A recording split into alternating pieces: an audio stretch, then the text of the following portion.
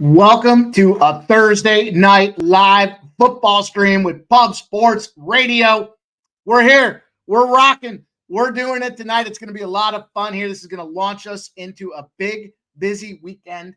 And Thursdays become my favorite day of the week here. We're one day closer to the weekend. Thursdays, they're connected to Fridays, and then we are in the weekend. And shout out to everybody that's going to rock with us tonight here. We're going to have a blast. We've got a big panel lined up tonight to come in and share their looks and how we're going to go out there collectively to beat these books. It should be a ton of fun. Man, I don't know where the time goes. I feel like we just got done with last call. Great show today. Shout out to my guy Isha coming out there and sharing his NHL expertise and knowledge. Where's the real deal, Prime, baby? Here we go. 2-1 Toronto. Appreciate my guy, Real Deal. I know, so not always on the opposite side, but it just seems like this last two we are. So all in fun, though. That's what makes this so much fun. You guys, we all give, we all take, but make sure you do. I got three things we ask you to do. One, smash that like button on YouTube. Help us promote the brand. We do this stuff on the regular, and my God, nobody cashes more on these live streams than Pub Sports Radio. No matter which one it is. We got a lineup almost every day of the week for you guys there. We start out Sunday nights. We got Jimmy the Bag and the gang holding it down, doing the things with the Sunday night football streams. Monday Mayhem there. We kick ass and take names with those NFL live streams. The boys are rocking now. Wednesdays are up and running. All about the hoops, baby, with Dabby and Dutch. Of course, Thursdays, tonight's hosted by myself, and we bring on a great crew to come out there and help everybody cash. And then the boys on Saturday are back at it. C-Mac and Dabby getting in after Jeff Nadeau's college basketball breakdowns. They go out there as well to do it. So we're giving you live content all the time. First, we ask you to do is hit the thumbs up. Two, you know the deal. Grab some pen and paper. Write these plays down here. We're going to not just give you some pregame kicks, but we're going to give you live looks throughout the show as well. And then last but not least, share your plays in the comment section here. We all win together. You guys all have great insight, great content, great information to help us all get collectively focused on beating up these bookies. And tonight we got a game. We've got a game between the Saints and the Rams. Quite the opportunity tonight. We've got a total at 46. We've got a line sitting at 4. And are we going to get ourselves a game here? We've got a little short window opportunity. It seems like when we've got these short window turnarounds for these teams that the scrubbier teams find a way to produce and perform, and maybe that's the situation for the Saints. On the flip side of things with the Rams, they're pushing forward. December is their time to remember. They go out and get it done. They're pushing forward. There it is, 2-2 now. Sabres game. We live bet everything tonight. We're not just betting the NFL, but that is our primary focus. We want to get the big game kind of knocked down, show you what we're looking to bet on, and then move forward from there. So appreciate everybody dropping in here, getting here early so that we can do this thing. Again, hit that thumbs up for us. Unlucky Charms, appreciate you. Londo says the Saints money line is Londo's best bet tonight. That's an interesting look for our guy Londo. A little plus money spot for Londo coming through there. It's got to be around plus 135, I would guess. Haven't looked as of late. Ian Shaber, there's Ian coming through.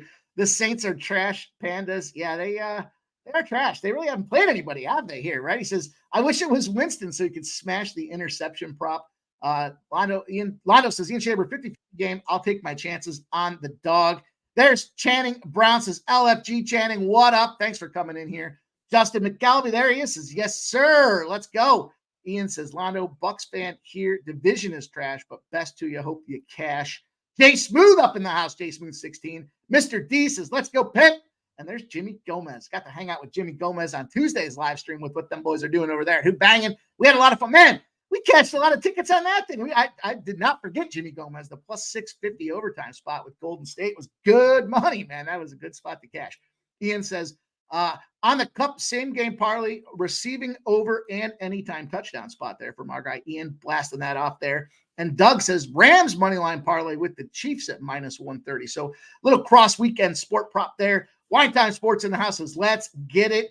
And then Doug likes the Rams -4 at minus 115. So let's get into this game. I'm coming in kind of light here. We had a long card earlier today here to kind of bust off and get into. I did write some prop bets down that I'm going to take advantage of as well. So I'll share those with you guys and we'll get into the game itself. As far as the game, though, we always want to start off telling you guys what's going on with these team numbers here. What do we have from the cash flow and money movement? If you're not a believer, get on the bus. We have been kicking ass with taking advantage of these soft market opportunities. Shout out to our guy as well, Troy, out there giving us those opportunities. Troy Torrance has got that database that continues to build day by day. And tonight we've got a spot with the Saints here. This line opened at -1 to New Orleans. Now that's the early look ahead line. We saw it move now 5 points. Now the Saints are a +4 spot out there. 78% of the bets and 75% of the cash on the Rams.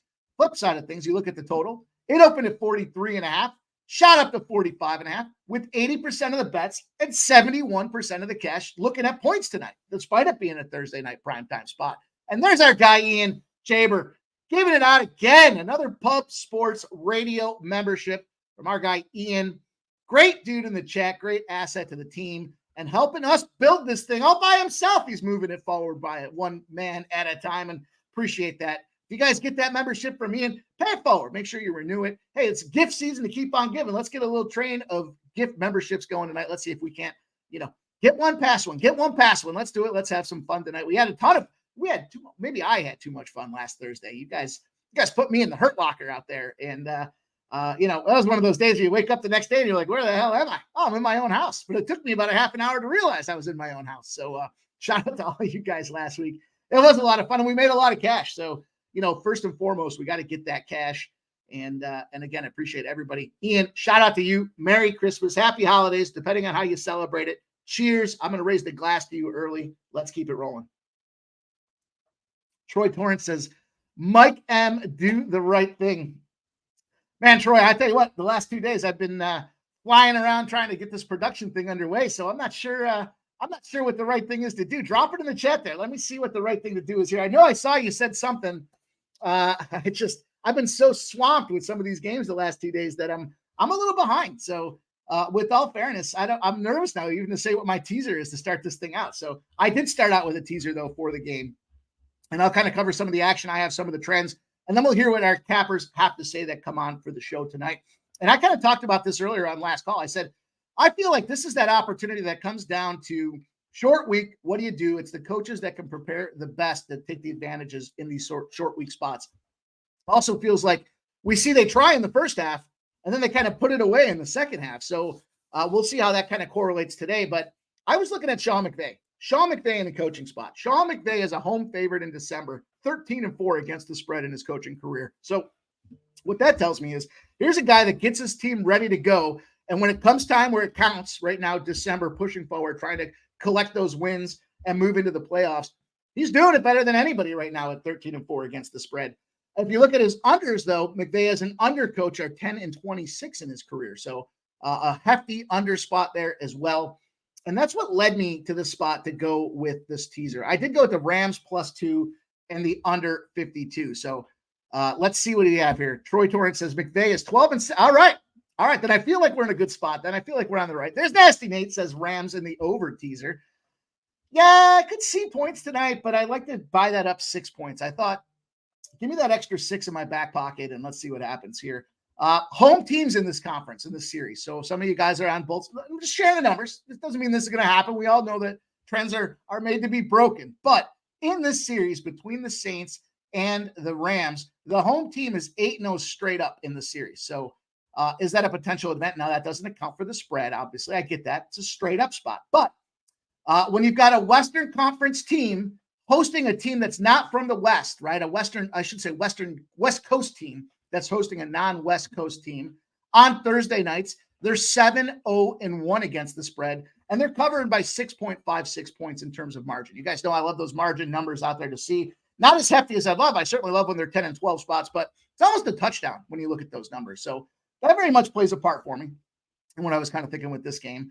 The flip side, though, just to be fair and paint the picture, a non-divisional primetime favorite that's on an ATS win streak of 2 or more games are 0-15 against the spread when they're going against the team they lost to the last meeting. So despite it being a revenge opportunity, it's showing that it doesn't necessarily weigh out. So now, granted, that transitions beyond the season, but nonetheless, I still thought that was a relevant number.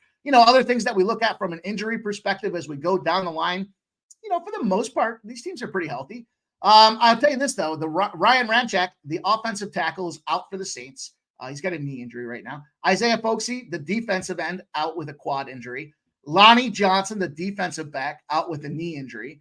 Peyton Turner, defensive end, out with a toe injury. Now, these are not, every play down type of guys. So kind of could dismiss a little bit of that. Kendre Miller, the running back, questionable. Okay, we'll deal with that. But he's not the go-to. We know Kamara's the go-to. And then we know Taysom Hill's a guy that likes to get out there and run the ball as well for those New Orleans Saints. Then if you look at the Rams side of things, Trey Tomlinson, the defensive back, is out. And Joey Newboom is out there, the guard, he's questionable, I should say. We haven't seen that he's officially out. I know a ton of people like what's going on with Kyren Williams. I don't want to talk anybody off of any spots that they might play, but let me just share this with you here. This is an NFL-wide trend. When you've got a team, let me pull it up here. When you've got a team in a situation like this where they ran 24 times or more the previous game, in this case, Kyren Williams, Thursday night teams off a game on Sunday that they ran 24 or more times are averaging 15.5 carries. But the yardage is way down. So we know that the yardage for Kyren Williams is pretty electric right now, but they're averaging less than 3.7 yards per carry in those spots. Now, the kryptonite to that could be, or the opportunity there could lie in the fact that the New Orleans defense does struggle against the rush. 24th in the DVOA. They gave up 142 yards on the ground the last game, specifically to the Detroit Lions. Now, the Detroit Lions, we know that they're a team that's loaded to run. We know what they've done out there. They upgraded or top-graded their running back core. They top-graded their offensive line. So do you put an asterisk on that number, despite the fact that they just came off of what is a thrashing out there? And they meet Kyren Williams, who is fourth-ranked rusher in Pro Football Focus right now, averaging 124.3 yards a game since he's come back from his injury. So interesting spots out there. When he's in the backfield, the Los Angeles Rams are averaging 33 points a game. When he's in the backfield, they've gotten 37 points, 36 points, 31 points, and 28 points. So there's an opportunity there where they are getting those points. My gut tells me it's the first half that we see those points and that we see things kind of trail off as we get to that second half. So I guess we'll have to kind of see what that looks like, but we'll certainly hear what you guys have to say in the chat and kind of see what your thoughts are there as well. It looks like we got some anytime touchdown props. I want to get into one of those. I've been cashing on those each show that we've done. So enjoy, my Eagles on Monday hurt me, but I got the Smith-Njigba touchdown there at the end to cushion the blow at plus 300. So, it is what it is. I think the good with the bad. I mean, we got to find a way to turn that into a positive out there. And Peanut says Colby White over 4.5 rebounds. Lock it in from Paul Shack. I'm struggling to read right now. Sorry, Peanut. Sorry about that there. Troy Torrance says teams off 17+ point wins versus teams that are not. 38% against the spread over 100 game sample. There's a beefy sample from our guy, Troy Torrance. He likes Higbee over 24.5. Assuming that's receiving yards. Also likes the Higbee anytime touchdown spot. And then Lando says, Troy, I see this is a 50-50 game with two bad teams, so I'll take my chance with the dog. Yeah, can't be mad at that strategy at all, Londo. I mean, at the end of the day, you're taking a shot. You're getting over the hook there. You're getting over the key number with the 3 with that 4 in your back pocket.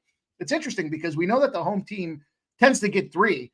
So if you're looking at that, and maybe that's old school numbers, and maybe that number's moved, but just for argument's sake, if you're getting that 3 as a home favorite and now you're 4, I guess the ultimate question is, are the Rams only a 1 point better team than the New Orleans Saints? I mean, that's a tough one for me to answer because at least on surface level, I want to say they are way better than a 1 point team. But, this season, they certainly haven't been proving it. If you look at the Rams, just came off a 28-20 win at home against the Commanders. They lost to Baltimore 37-31. That was a nice scoring game, but that was on the road in a hostile Baltimore environment. Prior to that, they took down Cleveland 36-19. So they handled Arizona 37-14 and then beat Seattle in a tight one, 17-16, which was expected in that game, right? When you see these conference opponents go head-to-head with each other. On the other side of things with the Saints, they whooped up on the Giants 24-6. Interesting spot there because everybody and their brother, their mother, their cousin, myself included, were on the Giants at +6. We thought that what we saw there with that quarterback doing his thing was a spot to get it done, and he did not get it done. They stunk something handily. They did the Saints prior to that, beat Carolina 28-6, and there's that loss to Detroit 33-28. So in conference as well, they've got the 24-15 loss or in division to the Atlanta Falcons, and then they've got the Minnesota Vikings. They lost to 27-19. So kind of looks to me like just on the surface, when these teams play, when the Saints play a decent team, they're suspect. And when they play a pile they go out there and stomp on them. On the flip side, we don't necessarily know the identity we've seen from the Rams. You could say very much the same thing. When they play good teams, they lose 37-31 to a Baltimore Ravens team that a lot of people have picked to nail the AFC. They play a Cleveland team with the backup quarterback there. Was that the Joey Flacco game, or was that the game before Flacco goes in and they win 36-19? Arizona team in flux with the Kyler Murray situation, 37-14. So both these teams can beat up on bad teams, but this is the challenge: is when you put kind of two bad teams together to play against each other on teams that beat up bad teams, do we see another situation where which of the two bad prevails? And maybe that's where the 4 points comes into the back pocket. I'm not sure. It's going to be interesting to see how this one kind of comes down to it. I'll tell you the thing that kind of concerns me, though, the pressure rate that the the New Orleans Saints allow is 17%. It's the second best in the NFL. They protect their quarterbacks. I think what that does is that opens up a little bit more of that running game there, where they've got a little bit more time to find open targets down the field. Two other spots that I'm moving on. I'm taking the Taysom Hill over 16.5 rushing yards. I like the opportunity. I think, we've seen when they use Taysom Hill the right way, he is able to go out there on the ground. And then sometimes we just see him bust off a 25-yarder and find pay dirt. So right now I see it's moved to 18.5 pretty much across the board. So I guess the most recent number we'll take, shame on me for not getting it in sooner, is going to be Taysom Hill over 18.5 rushing yards. And then I like the flip side of this thing is the receiving yards from Kamara. I was looking at a Kamara spot there. I don't know that he gets it done rushing and receiving, but I think in terms of catching those flip passes, it's 34.5. So the number I'm locking in is over 34.5 receiving yards for Alvin Kamara out there to get the job done, catching those passes out in the flats. A couple spots that I just think have an opportunity that are better than not in terms of being able to cash. And, I want to take a shot with them. I want to take the opportunity for the big score to get it done. If we look at some of these touchdown props out there, we know Kyren Williams, he's a minus 160 spot is the best number for him. So you'd probably have to go 2+ touchdowns to find any type of cash in this guy's ability in the backfield. Kamara's at plus 130. So, maybe you could parlay his receiving yards or his rushing yards with a touchdown prop to make that a nice profitable spot. And there's Cooper Kupp, probably the most bet on player to get a touchdown today. Cooper Kupp, his best number available points bet is plus 150 right now. There's Nakua at plus 150 as well. And then Olave at plus 220. So kind of that rounds it out. Taysom Hill's sitting there at plus 250. And then Doug says Ramczyk out big. Interesting spot there to see what happens with that thing down the stretch. Doug says the Rams are consistent. And I can't disagree with that. I think the Rams are definitely a team that falls under the consistent category. And, I think they're more consistent, I guess, than I would say on the other side of things, right? When you look at the Saints, you just don't know what you're going to get from their quarterback perspective 1 week to the next. I do know that, from a quarterback perspective, they're out there trying to go out and prove their worth here. It's like a second chance or resurgence for these guys at the quarterback position. And I was trying to pull up their yardage from the quarterback side of the house. Let me see what we have here when we take a look at these things. Quarterback, passing yards. I'm not sure I want to get into the passing yards, but Derek Carr, I think I saw the number for Derek Carr on primetime games. Not a favorable position for this guy, but 230.5 is the yardage, 242.5 for Stafford. Those are some pretty aggressive numbers for these books to be sitting out there thinking we're going to have an opportunity for this thing to go deep. So maybe that supports those wide receiver games, those wide receiver trends. Some other wide receiver numbers that I was looking at there. I did look at Nakua at over 62.5 receiving yards, but I don't know. Something just tells me this kind of has the feeling of that dink and dunk type of game. The carry spot that I talked about with Kyren Williams being down when it comes off of that spot where they've rushed for 24 or more. Not a spot I want to be in. There's Troy says the Saints coach 2-8 in prime time. Yeah, we were just kind of talking about that in the short rest situation as well. Kicked off the show saying Dennis Allen on short rest 2-7. So that would very much fall into these Thursday night primetime spots. And then Sean McVay sitting there at 12-6. So interesting to kind of see how that's going to break down for us. Certainly looking to kind of finalize. I was trying to get into a same game parlay as well. It's just there's so many games going on tonight that I struggled to find out exactly which ones I wanted to get involved with. So I'm kind of still trying to figure that piece of it out. We'll see if our next guest comes on, can illuminate that for us just a little bit more.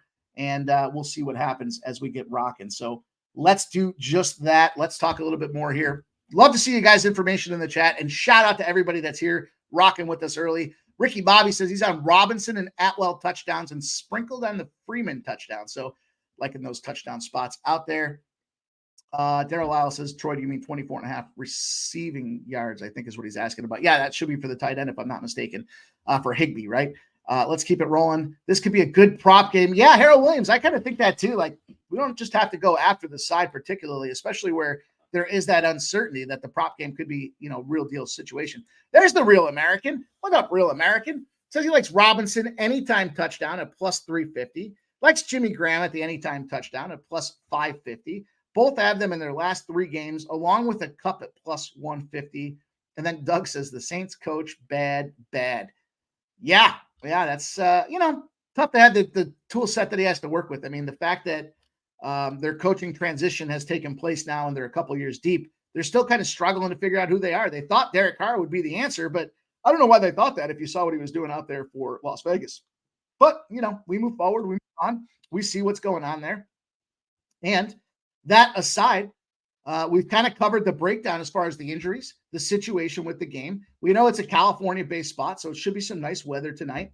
Let's bring on our first guest tonight. Let's hear what he has to say about this game itself here.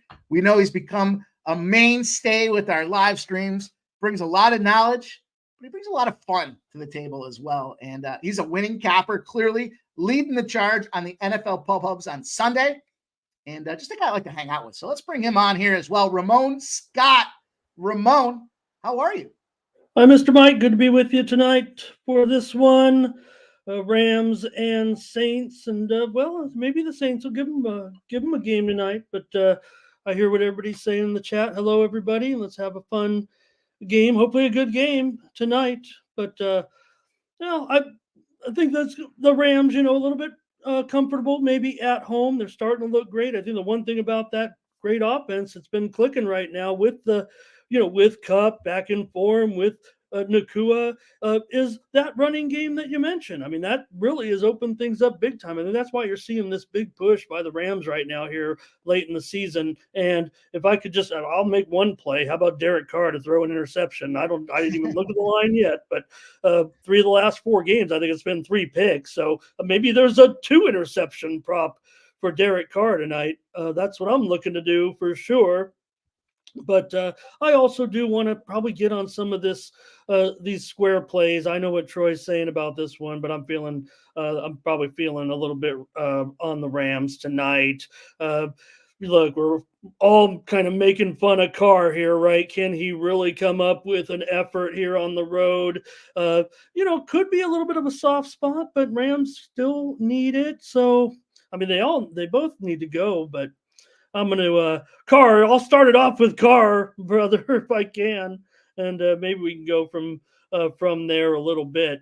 I think I'm on some of these squares like Kyren rushing yards. I mean, he's been going over 85 yards every time. And what is it now? Is it 85? Is it 88? I'm just coming on here with you to give you a little boost here. You've been doing a great job opening the show, so I'm just getting caught up here. And I'll make this play right now. But I like Kyren Williams. I am concerned a little bit about the short week and that maybe they'll have to balance the load out a little bit. One thing about that, the trend right now, Mike, that we're all getting all hot and bothered with on these primetime Thursday nights now are 9 and 6 to the over. And now the primetime games later, the Sunday night and Monday night, we've seen several weeks now where we've seen more overs. So maybe, can I make this conclusion? Rest helps defenses, right? Short week, we're getting higher scores on Thursday night. Now we're getting late in the season. We're getting higher scores even on the Sunday nights and Monday nights. So maybe we're wearing down a little bit defensively as the year goes along here and we're getting down to the end of the season. This is with all those quarterback issues that are going on throughout the league. So that's what I'm going to do tonight. Kyren Williams, we're going to go over his rushing yards. I'll get it right now. And, man, Cooper Kupp, I mean, just opens things up so much, really. So I guess I'm just all Ramsey tonight.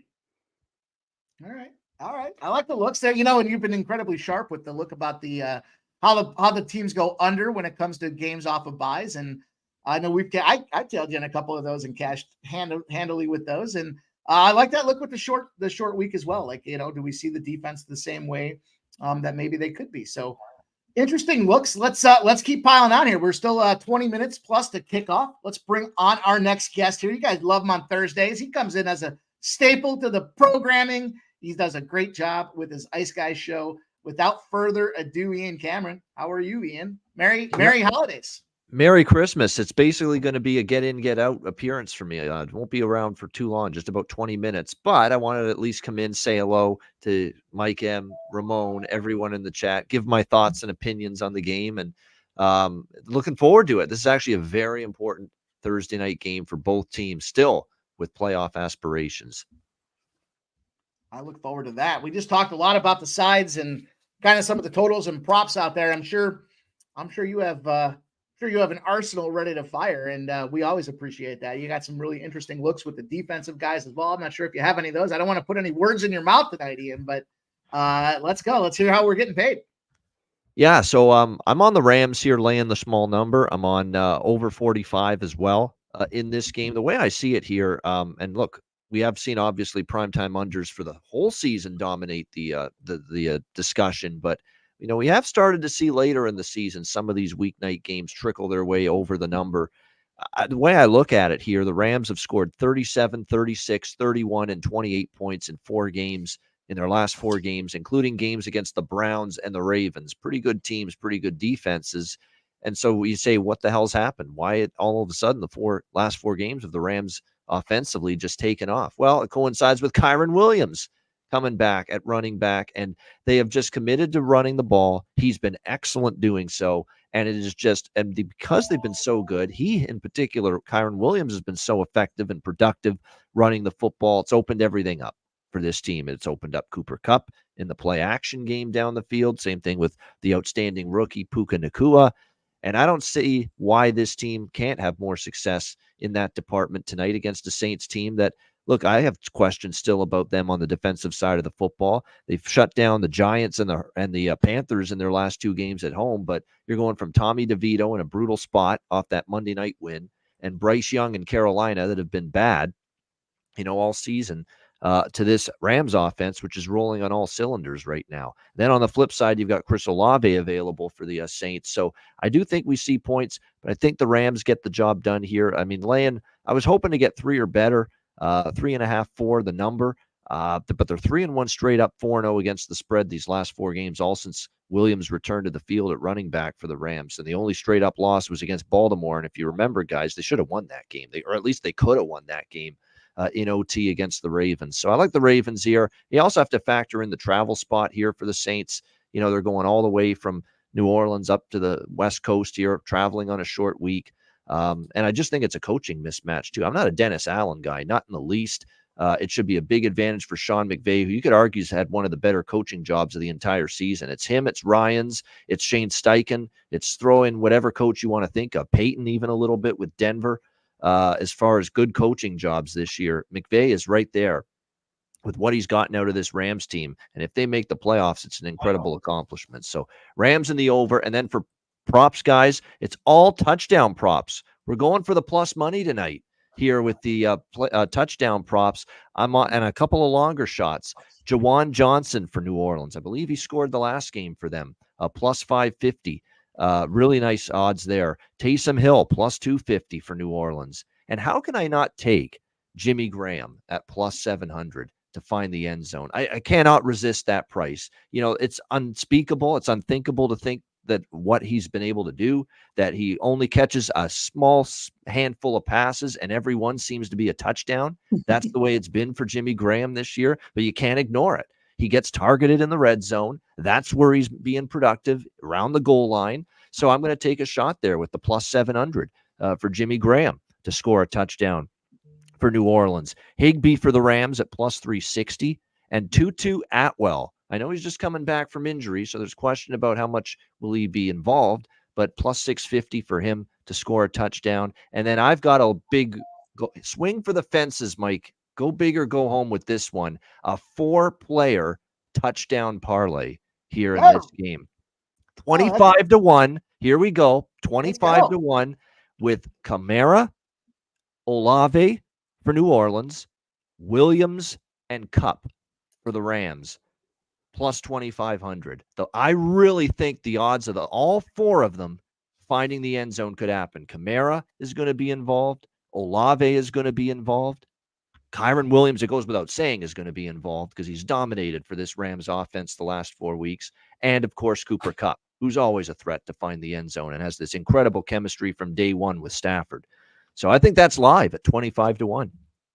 I like Ian mentioned about opening up even for Atwell, who's obviously his game has been impacted by all the effectiveness of the Rams so far since they really started picking it up here over the last month plus. But a key injury in this game. Now he's been out for a while, but not having Lattimore really has been a burden for the Saints, and it will be an issue here tonight. Well, let's bring on our next guest here, and certainly curious to hear his thoughts on the prop spot there, because I like that 25-1 off the hop here, but he's a fan favorite. Everybody knows and loves this guy. He live streams with the best of them, and he live bets better than almost anybody. But that being said, I'm selfish when I say that. We all love him here. Merry Christmas. Picks from Dave. How are you, my friend? What's up? I wouldn't say that I live bet better than you. I'd say I'm number 2. I'll take a back seat to you. I didn't say who number 1 was, but I didn't say I was number 2 either. No, we all know what you meant. Hey, let's go around the horn with this prop bet there that's been put out there. There's a question in the chat, and here's the prop bet for everybody there. Mike Druck before halftime show is plus 350. Coming up, you got to make that minus 350. Come on, you got the I was going to say I would. Wrong sign before. Coming off of last week's guaranteed cover. Do we see it again 2 weeks in a row? I'll tell you, it's. I'm going to shade the under on this one here. I'm going to go to the under. I'm going to say no. I'm going to say I got at least the third quarter in me tonight. But Lucas R says that's a hammer spot. Yeah. Well, we know we'll be drinking. We'll be having a good time. As we always do, Dave. I know you. Hey, I shout out to Dave. I got some cash already from our guy Picks from Dave today with the Quinnipiac spot out there. Oh, what a breeze, Dave. Yeah, no. I was on that as well. I couldn't believe they were that short road favorite there. I didn't even have to look at the index, and I saw that, and I knew how Lafayette had been playing, and everything I dove into that was a 2-unit for me, not even a question. They're good, Quinnipiac. Quinnipiac's going to make noise in the Metro Atlantic. That conference. Yeah, 8, Why 9, can't and they 3. win that They're conference? good. Yep. Because Iona looks like hot garbage, and that's a good coach at Iona. The guy that coached at Fairleigh Dickinson took him into the tournament last year. Is coaching there now, but they don't have the talent. They just don't have the horses right now. Iona, they look bad. So that's an open I always question. got the feeling like Patino came in there, did his thing to get himself ready, kind of got the guys in there that he wanted, and then didn't bother recruiting, just got the hell out of Dodge when it came to, all right, now I got my I'm back in, my shot back here with St. John's. But Dave, as far as the NFL fiber is questionable. We know he has he's got some past. He's the number 1 recruiter in college basketball. Yeah. His recruiting antics sound like a bachelor party. But that being said, that's how they do it. Dave, we got about 10 minutes, 15 minutes to kick off here. But how are we getting paid from your perspective with this game here? I kind of think I heard you say earlier today, and just curious if your mind has swayed or changed. But tell us what you're thinking about this game. No, I posted it as a premium and a free play. Actually, I gave out the under 45.5, and I've been off the under. I know it was the Dave Insta bet for a while there. I got off it. I said if it was 5 games in a row, and I think it was 5 out of 6, and I jumped off of it. Maybe it wasn't 5 exactly, but either way, these numbers, they were overcorrecting, and I think this is more of a realistic line. I would take this under on a game outside of any sort of trend, just because the Saints have a good defense. They're particularly good against. They're like top 10 and most important statistical categories against the pass. I know Williams is in. That's going to be the big question mark. Can they run down the Saints' throat? Saints don't have a good rush defense, but that's where most of the scoring, I think, is going to come from. I also lean Rams, too. I'm not betting them. I think the Rams score. If a bunch of points are scored by a team, it's the Rams. But I think this game goes under. I don't think it goes way under, but 42. Seems like it could kind of be right on that margin of the window there with the number itself, right? Yeah. So I think it's a definite live betting game for me. I'm not in love with one side or the other. I mean, ultimately I did jump on that teaser, but I just feel like, do we see the Rams get the job? I think there's going to be a live betting opportunity is what it feels like to me. We're going to see, and it might start as early as this first touchdown. If the Saints can somehow come on the board right off the gate I think then that line starts to move down to a pick 'em, and we've got better value than when it comes to the LA Rams side of the house. But a lot of game, obviously. It's going to be a lot of fun here. I know the Rams are sitting in the wild card race. I just saw the number 7 spot for the wild card. There's a lot to play for with both these teams because, if I'm not mistaken, 2 spots below them are the New Orleans Saints. So these guys definitely have something to play for tonight. We shouldn't see any of those phone-in efforts. We should see a battle from start to finish. Finals today, Fantasy League with Williams going tonight. 2K to free. Well, good luck, Ronnie. What's up, Mike? Mike says he's only there for 20 minutes. It's the holidays, man. You guys drop in when you can, do what you got to do. But it's always great to see everybody hang out and spend time together. And yeah, I wish it could be longer. But yeah, Kyron Williams, Nasty Nate. Kyron Williams is the one I'm talking about. Yep. Yeah, Kyron Williams clearly in the parlay. Yep. Crystal Craig in the house. Crystal Craig. Shout out to you, Crystal Craig, gifting 5 Pub Sports Radio memberships here. Here's the season to keep giving. And Crystal Craig is not only generous, but incredibly loyal to what Pub Sports is doing and what we're building here. Constant mainstay to the chat, a staple, giving feedback, looks, opportunities. Shout out to you, Crystal Craig. Happy holidays. Thank you so much for your generosity here as we continue to build this thing. And appreciate you you being here is enough, but the memberships on top of everything else is fantastic. Thank you so much, Crystal Craig. Cheers to you. Yep. And cheers to her because she's in the Ice Guys chat. I notice a lot too. So there we go. She's everywhere. She's supporting everybody, sharing the wealth, spreading the love. Yep. Getting it done. We appreciate everything you guys do here, both on panel, of course, and you guys in the chat. Without the chat, we don't have anything. So it's important that we get you guys sharing your looks, sharing your takes, and then if you get the opportunity to bless us with the action that we have tonight, then we certainly appreciate that too. So speaking of blessing us with his presence, let's bring on our next guest here. We love him on Thursday. We love him all the time, but Thursday night football kind of holds down one of the pivotal corners for us when it comes to watching them college sports and finding us opportunities to live bet here. Let's bring him on from California, our guy, Wine Time Sports. Merry Christmas, Wine Time. How are you? What's up, fellas? How we doing? Mike M, Ramon, my guy, Ian, Dave. What's up, guys? How we doing? I don't know if it's kosher to say Merry Christmas, but you know what? It's tis the season for the holidays. So hey, tis the season, baby. Last Thursday was last Thursday season, before man. We Christmas. freaking cashed big last Thursday. A lot of donations in the chat. That was an awesome time last week, man. That was a blast. I had a steady DM of messages coming in all Thursday, telling us it was a great, or all Friday, saying it was a great job and nice work and great show, and I was laughing because I was thinking like, and I had to go back and see if I was even there to finish it, and I wasn't. The answer was I wasn't. So shout out to all you guys that put me in the bag. But Wine Time, let's talk about this game. I don't know if you have any looks here with your LA Rams and the New Orleans Saints tonight, but we've heard from each of the other guys on screen already, and kind of a mixed bag. It feels like a prop day across the board, but tell us how you're getting paid here. Yeah, Mike, I didn't give out a play in this game. My buddy's actually at this game. He's a big Saints fan. He called me up and he's like, yo, give me $200 on the Saints money line. He took it plus, I think it was plus 170.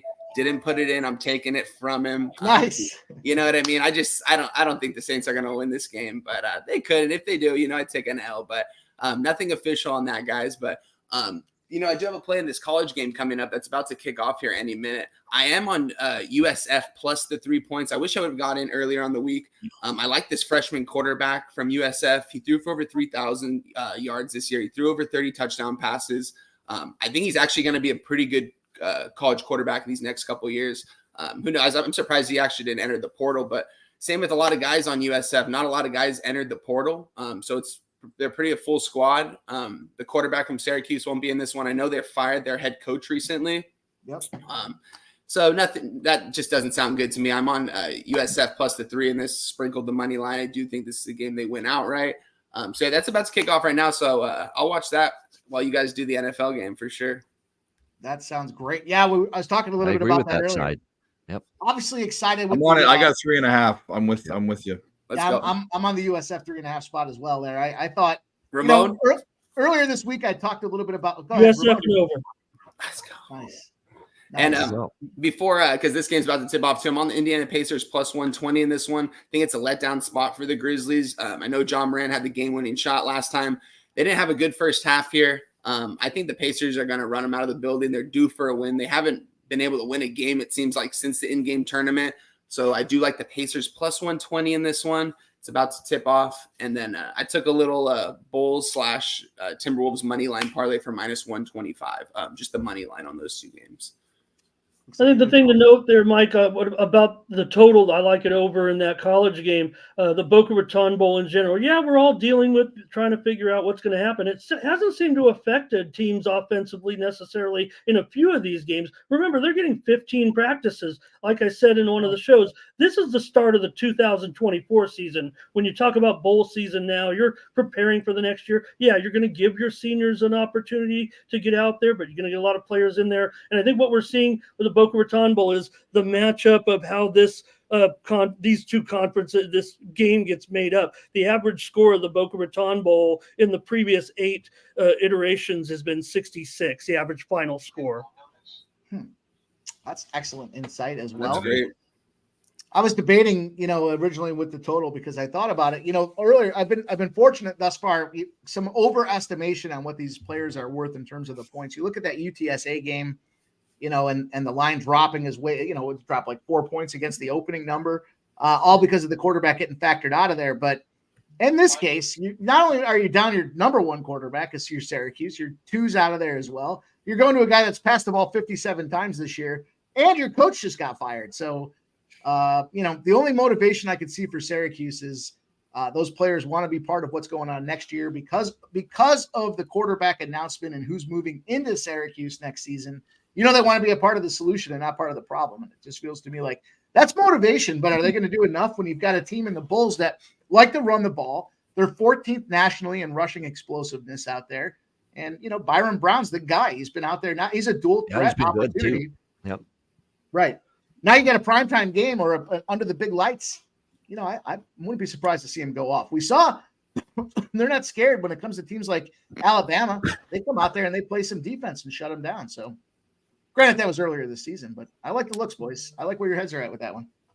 Yeah, you mentioned that in some of the way some of the teams and programs are handling the portal. I'll just add it from a perspective. I've been following San Diego State hired a new coach, hot coordinator in Lewis. And basically he said, if you want to go to the portal, that's fine. But we want people who want to be Aztecs. And if you're going to go to the portal, you're not going to be welcome back. I can appreciate that. If you look on the other side of it, who was it this week there? Was it Western Kentucky? I can't recall. And they said, what, if our players want to go to the portal, but they still want to play, we'll see. We don't even need to know until game time. If they show up and they feel like they've got the itch to be competitive, then we'll let them play. And I'm not sure I agreed with that. That doesn't necessarily send the right message throughout your organization that you can fuck off and not be a part of the team. Or if you want to stay up and show up, then we'll take you too. It's almost, I don't know, maybe they just didn't realize that, or they recognized they didn't have enough talent in the depths of the program. But yeah, that sounds like desperation. That doesn't, if you're, I mean, I was like, even if I'd say, fuck that. I'd say, you can go wherever you want. I'd be the same way. If you can go wherever you want, but if you don't cut the mustard somewhere else, if no one wants you, you're not playing.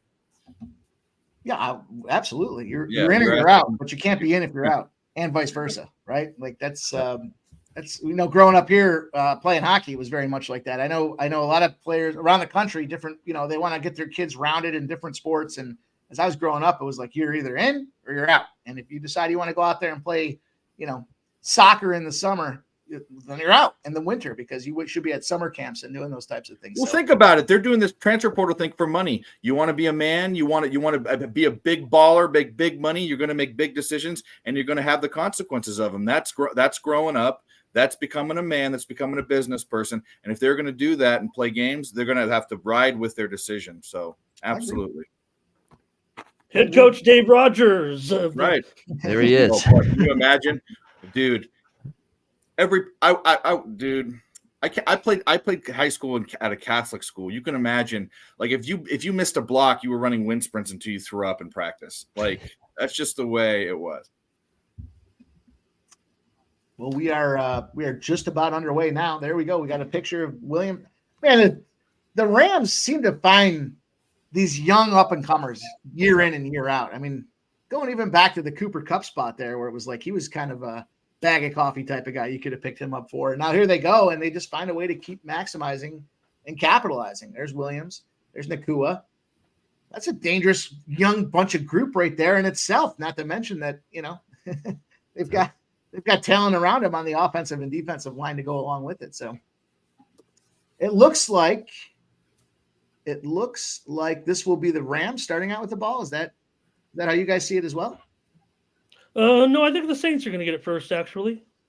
So my first live call and I blew it. The game hasn't even started yet. Where was the over under on the that? Saints standing at the 50-yard line. So, okay. Hey, game hasn't even started. Already blue call. Yeah, you're right. They are kicking it deep. South Florida started with the ball first in the college game, but they're punting. Right off the gate. Jeez. And we're going to touch back to start, and we're underway in the NFL Thursday night. A little bit of a return home for Derek Carr to a certain extent. Yeah. Down the 5 a little, The real American. It was Sean Higgs dropping into the show, dropping a huge dono earlier in the last call that I had to jump in and take a sip. Had to take a sip. Yeah, shout out to Crystal Craig. I saw gifted those 5 Pub Sports Radio memberships. Let's go, Crystal. Yep. Hell yeah. Good stuff. Yep. And you guys are great. Chat, all about the chat. You guys continue to blow us away with your generosity and not just your time and the effort with your best looks, but sharing memberships and donos as well. Let's go. Yeah. There's Joseph. Joseph cash the Stony Brook, Michigan State over 137. Easy money. Shout out to you, Joseph Thompson, sharing his hard looks as well. Typically gives us a 2-pack. There's a big Olave catch there. Big Olave catch to get the first down on 2nd and 8. Saints driving early. I'll be a homer here, if I could be a homer a little bit. You've got Shaheed and Olave, both San Diego products. Olave from Mission Hills High School and Shaheed from Mount Carmel High School. So I'm pretty partial to those guys, even if I'm going against them tonight. As long as it scores, Olave came out that being sidelined, looking pretty good here. I think he was ill there for a while, right? Yeah, I thought he was battling illness or something to that effect there. He wasn't feeling quite 100%, but he got the call back in there. Barney says Shaheed over 2.5 catches and over 34.5 yards. Shaheed touchdown. Interesting spots out of our guy, Barnell, as he's also known as. Yep.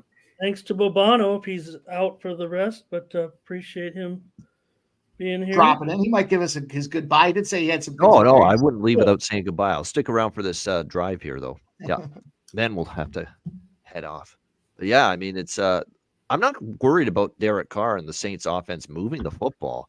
What I'm worried about from their standpoint is the mistakes he makes. And there's always seems to be 1 or 2 dreadful ones every game. Yeah, I think I had that right. Try to avoid. In 3 of the last 4 games, 3 interceptions. Yeah. That is not good. Not getting it done. It's not what you want to see when you're, especially this time of year when they're trying to make the playoffs. It's been all Olave so far, though. It has been, man. Yep. There's another big first down out of Olave to get that ball moving down the field. Is that 3 straight from this guy? Oh, he's awesome.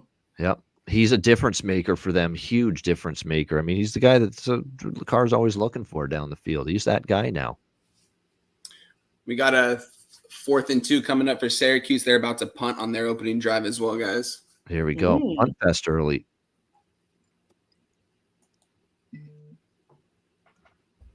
Mel, I'm on the Q. I think the panel was kind of unanimously on the Cuse, and our guy Ramon liked the over in that game. So we're looking to see if they can get the job done. I wouldn't be surprised to see USF get the job outright. Yeah. You know, the line was kind of misleading when you looked at that because it was like plus 135 for them to win the game outright. And it was only like minus or plus 150 for them to win by 3. So it was like they weren't showing concern when it came down to that, which is always something I look for. Like, is the book, if you see them go from plus 120 or plus 130 all the way up to plus 300, like you can tell they're not really too concerned about it.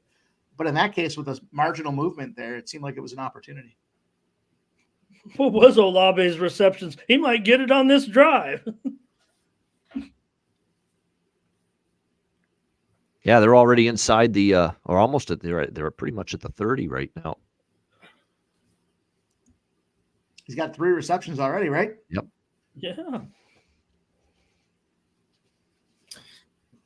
JW, I've got a Bulls Timberwolves money line parlay. I don't think the Lakers show up today. I think they get blown out of the building, honestly. If I was going to take a spread in that one, I would take the Wolves. It's just too high now. I think it's at like 9.5, but they're going to blow these guys out of the gym today, honestly. It's going down here, though. Yep. Credit Jones there, the ankle tackle on the sack. Yep.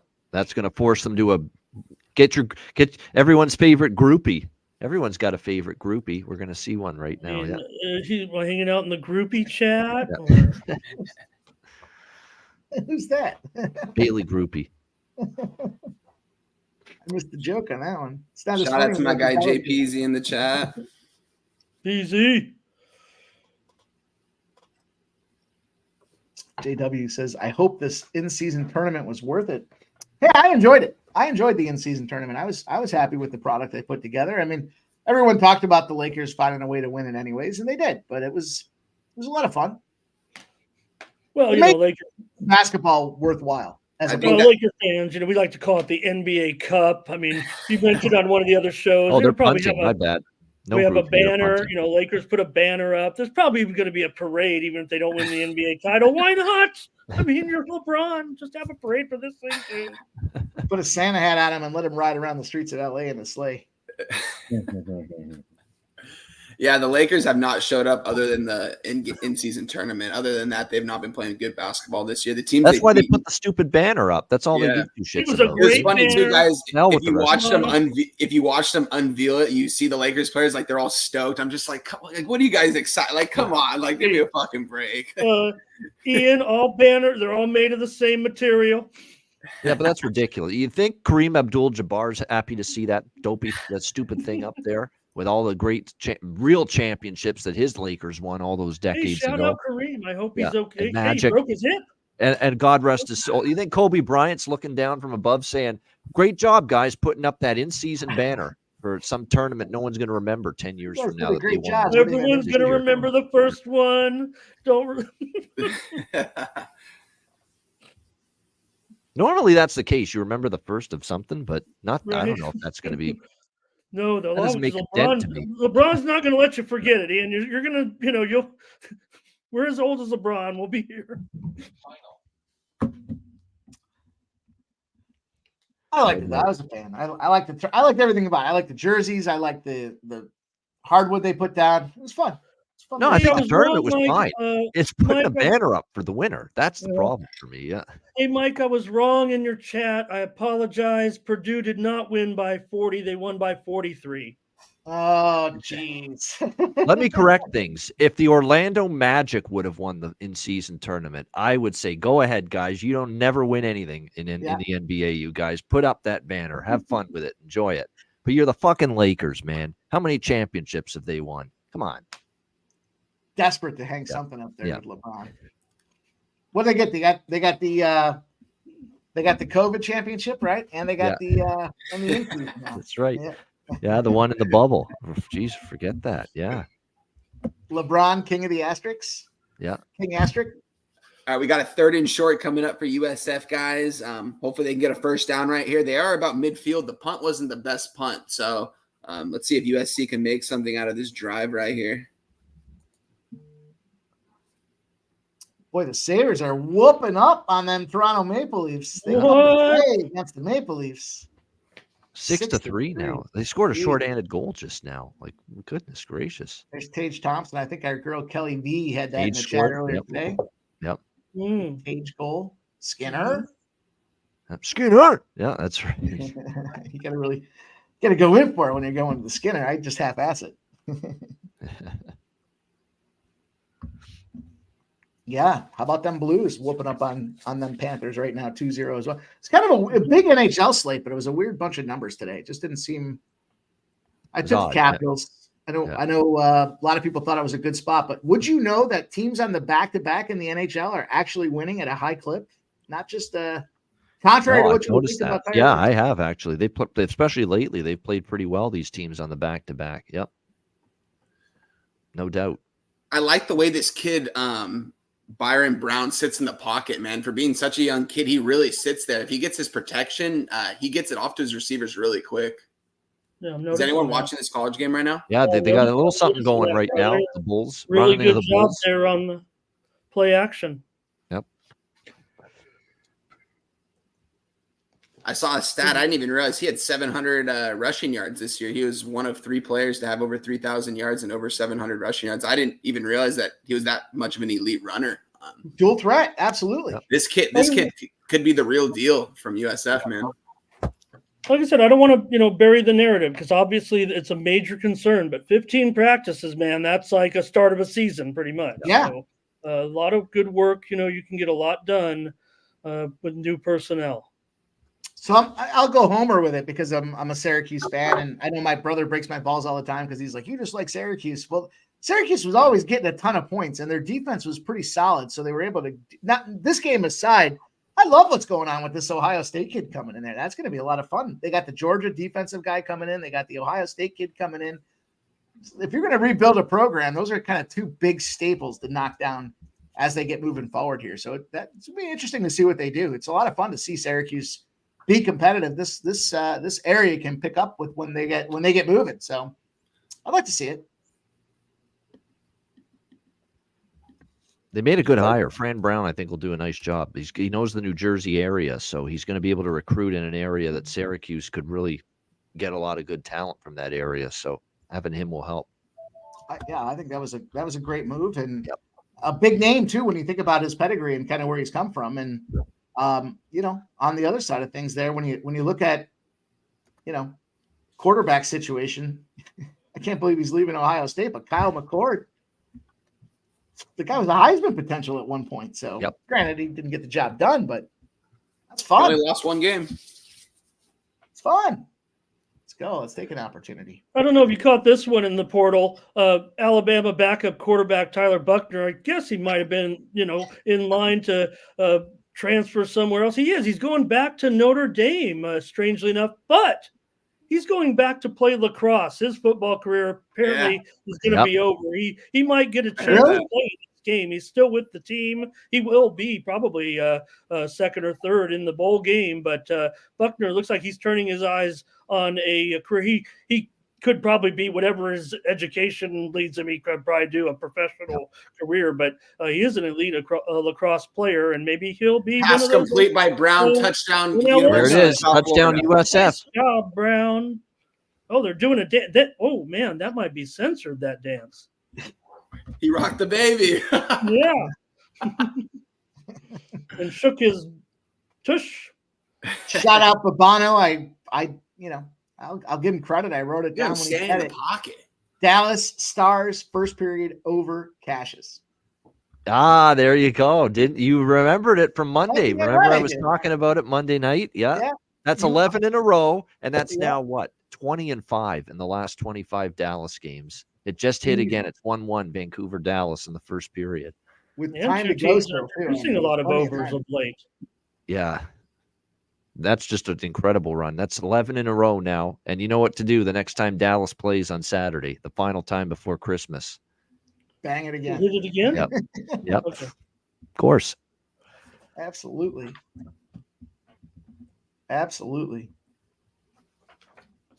Well, we got some draws that are live. I've got the draw in the Pittsburgh game. It's 1-1. The draw in the Philly game. It's 2-2. I have the draw in the Buffalo game, but we got work to do. Toronto does 6-3. Draw with Vegas, Tampa 2-1. Draw with Washington, Columbus 1-1. We've got some potentials here. Pretty swift drive going on here by the Rams right now. Yep. Even if you get half of those, you'll be up double digits. Yeah. Plus 350s, plus 340s, 320s. Ian, when you can have that threat of a back like that, I mean, it just what a delight for a He's quarterback. looking like, he's looking like Barry Sanders, Jim Brown, you name it, since he's come back here. Kyron Williams, it's amazing. Well, we're in the red zone. I know Babano's got to get moving, but we love a Babano zone. Yeah, we'll finish this drive off first before we head off here, and we'll see how And it plays before out. we do that, let's bring on our next guest. A lot of fun, courtesy of last week's blackout situation here. You guys know him. You love him. Let's bring him on. Razor Dark Picks. What up, Razor? How are you? What up, Razor? What up, fellas? What's up? What up? What up? Razor. Just reeling about being blacked out last Thursday. It's all good. It's all good. What's going on, chat? What's going on, everybody? How we doing? We're How we doing doing? Catch a refill. I'll be right back before you head out. I'll be right back.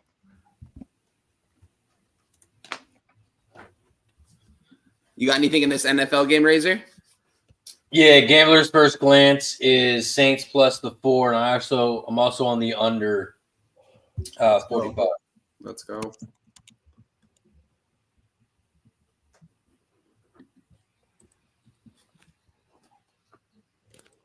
This drive started at the 5-yard line. Yes, they were backed up. Yep.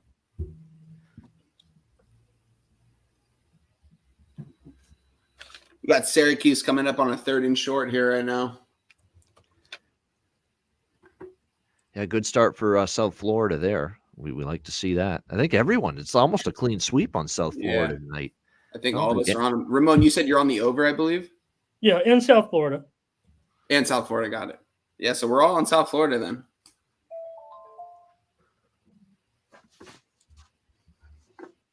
Did you take a look at that game at all, Razor, the bowl game tonight? So you're all on South Florida, huh? Nah, Rams running it, and it's still going down to the 10, so it's going to be 3rd and about. Oh, shit. Shout out to Parlay Angel, gifted 1 Pub Sports Radio membership. Let's go, guys. Get a membership. Give a membership, guys. It's that easy. Every membership we get, we're going to take a shot. Or at least I am. So cheers to you guys. My guy Mikey M's not here, but whoever wants to take a shot, cheers to you guys. Let's have a night. Cheers. Yep, salute. Is that a field goal attempt? No pass. Oh, they called pass interference. Yeah, I agree. It's uncatchable. That's a bad call. Oh, God. Oh, that's a free touchdown. Wow, it did. Yep. That's going to give them an auto first. All I heard is you're all on South Florida. What happened? No, I didn't bet that game. Just stirring the pot. Just stirring the pot. Stirring the pot. Stirring it up, baby. If he Shout even- out to Parlay Angel, gifting the membership as well. Happy holidays to you, Parlay Angel. We appreciate you always being in here, rocking and rolling, front and center. Our guy, Parlay Angel. Cheers. that guy would have had to have been 12 feet tall to fucking catch that ball. I mean, that's stupid. I mean, he definitely hit him way early. Oh though. no, he did, but it doesn't. No one could have caught that ball. I mean, I don't care. I don't have a side in this game. I just don't want to see any points. Not any points on fucking stupid penalties. That's for sure. 2nd and goal, Rams. Shout out to Director 97. It's got a few picks. South Florida. Bet 1 USF team total over 26.5. Bet 2 USF plus 3.5. Bet 3 USF first half money line. Shout out to you, Director 97. You see, that's the thing with the Rams. These are time-consuming drives that they have these days. There's a big stop at the 2, so it's going to be 3rd and goal. Jay Peasy says the Bucks lose the first quarter. What a bunch of bums. I went to the under in that game. I don't know what the score is. I'm hesitant to say that, but I will look. I already said it. It's already public. Might as well take a look. 60. Nice. Karma. Let's fucking go. Ball don't lie. Ball don't lie. Is that what they say? Yeah. Yep.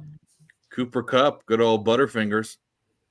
3rd and out for Syracuse. They're going to punt the ball back to South Florida.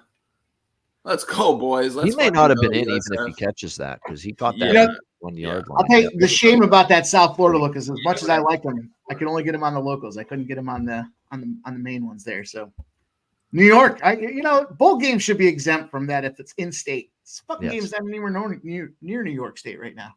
Oh, they're going for it on 4th and goal. Wow. Aggressiveness from McVay, because if you don't get it, you got him pinned deep. Stafford's got cup in motion. Yep. Touchdown. Puka Nakua. Nakua. Toddy. Wrong guy, but oh well. There it is, like boys. Cup there, especially when he had that chance to catch it on the previous play. But yep, the rookie, he's been outstanding. Puka Nakua. Yep. Puka Great Nakua. drive. That really was from their own 5. See if he caught it. I'm going to guess that his childhood is what propelled him to be an elite athlete when it comes to the NFL. Just based on the name Puka Nakua. Yeah. It gave him a little deep down motivation to work hard. Just a guess. I don't know for sure. I don't know where you were going with that, but now I do, because there's a couple different ways you could have went with that. I mean, it's just all right. 7-0 Rams. You know where he went to college and assumptions you make about that, and the name, and just the name, just a playground name, as he's a young buck. Well, what about the guy that played for the defensive player who's a back or a linebacker who's on Louisville? I'm not sure if he's still there. His last name was Fagot. I'm sure you pronounce it Fagot, but that would have been a horrible childhood. That been how I pronounce it. Playing sports. Well, what about the kicker for Pittsburgh? Boy named The Panthers. Absolutely. Chris Blewett. I mean, Real American says boy named Sue ? My name is Sue. How do you do? Come on, you got to know that a little. Johnny Could you Cash. imagine those names like Fagot and Blewett as your last name? No. How'd you get through life? How would you get through life? Yeah. You work out. Oh, he's on the Patriots now. The Fagot. Yeah. All right, fellas, I'm out. But for the final time on a Thursday night before Christmas, Merry Christmas, everyone here. Ramon, Mike M, Razor, Wine Time, Dave, everyone in the chat. Merry Christmas, and give yourself the gift of winning bets. That's all I have. Thanks for being here tonight, my guy. Appreciate you. Here we go. There goes Balls Bono. He dropped him out there tonight, making those touchdown prop spots there, and it's not. He didn't get the first 4 there. He hasn't got them yet, but if we see scoring, he's on his way. So let's go. Let's get it done. Nunya says, Merry Christmas, Ian. Good luck. Let's go. We got South Florida with good field possession again on that punt. They're at about the 50. It's going to be 2nd and 2. There is an injured player on the field for South Florida. I'm going to shout out our guy, Real Deal Prime. Says Buffalo is money. Shout out to you, Real Deal. Quarterback also finger injury. I think it's okay, but he is getting some type of attention. Yeah, I'm seeing it right now, actually. Cut or something. Maybe he's covering it with a towel. You don't like that usually, but it could be just bleeding. The Tampa-Vegas game is rolling right now, 2-2. That was expected to be a nice little barn burner. It sure is. St. Louis Blues up 3-1. We know how much Razor Sharp likes the hockey segments that we do. Razor, how's the new pipe working? It's great. This thing's amazing. I don't know why I never had one of these before. Outstanding. Little unboxing. Look at it. Choking them up. It's so good. Razor, what do you smoke out of that? Just a regular vape. So it's just a regular vape. Oh, shit. Just looks a lot cooler. Hell yeah. That's dope.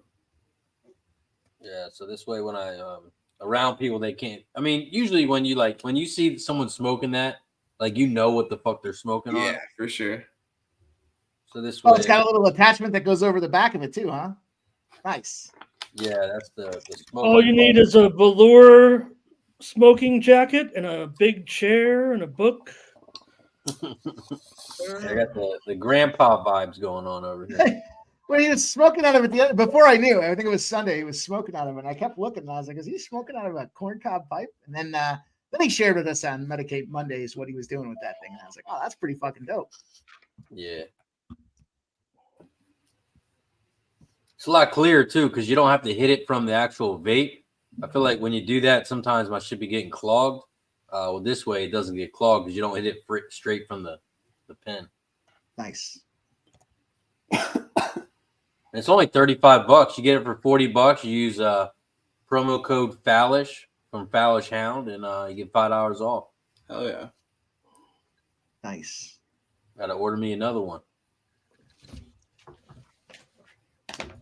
And it tells you like the battery percentage on it. That's the worst because I always take a vape and the battery dies where I go. Well, now it's got the battery percentage, so I can tell like, all right, I need to charge it before I leave, or I'll be good for the rest of the day or whatever. Yeah. Nice. Razor sharp. Busting out the merch. Got a long commercial break here in this college football game. This player might be really hurt. I'm not sure who it was. Do you know who it was, Ramon?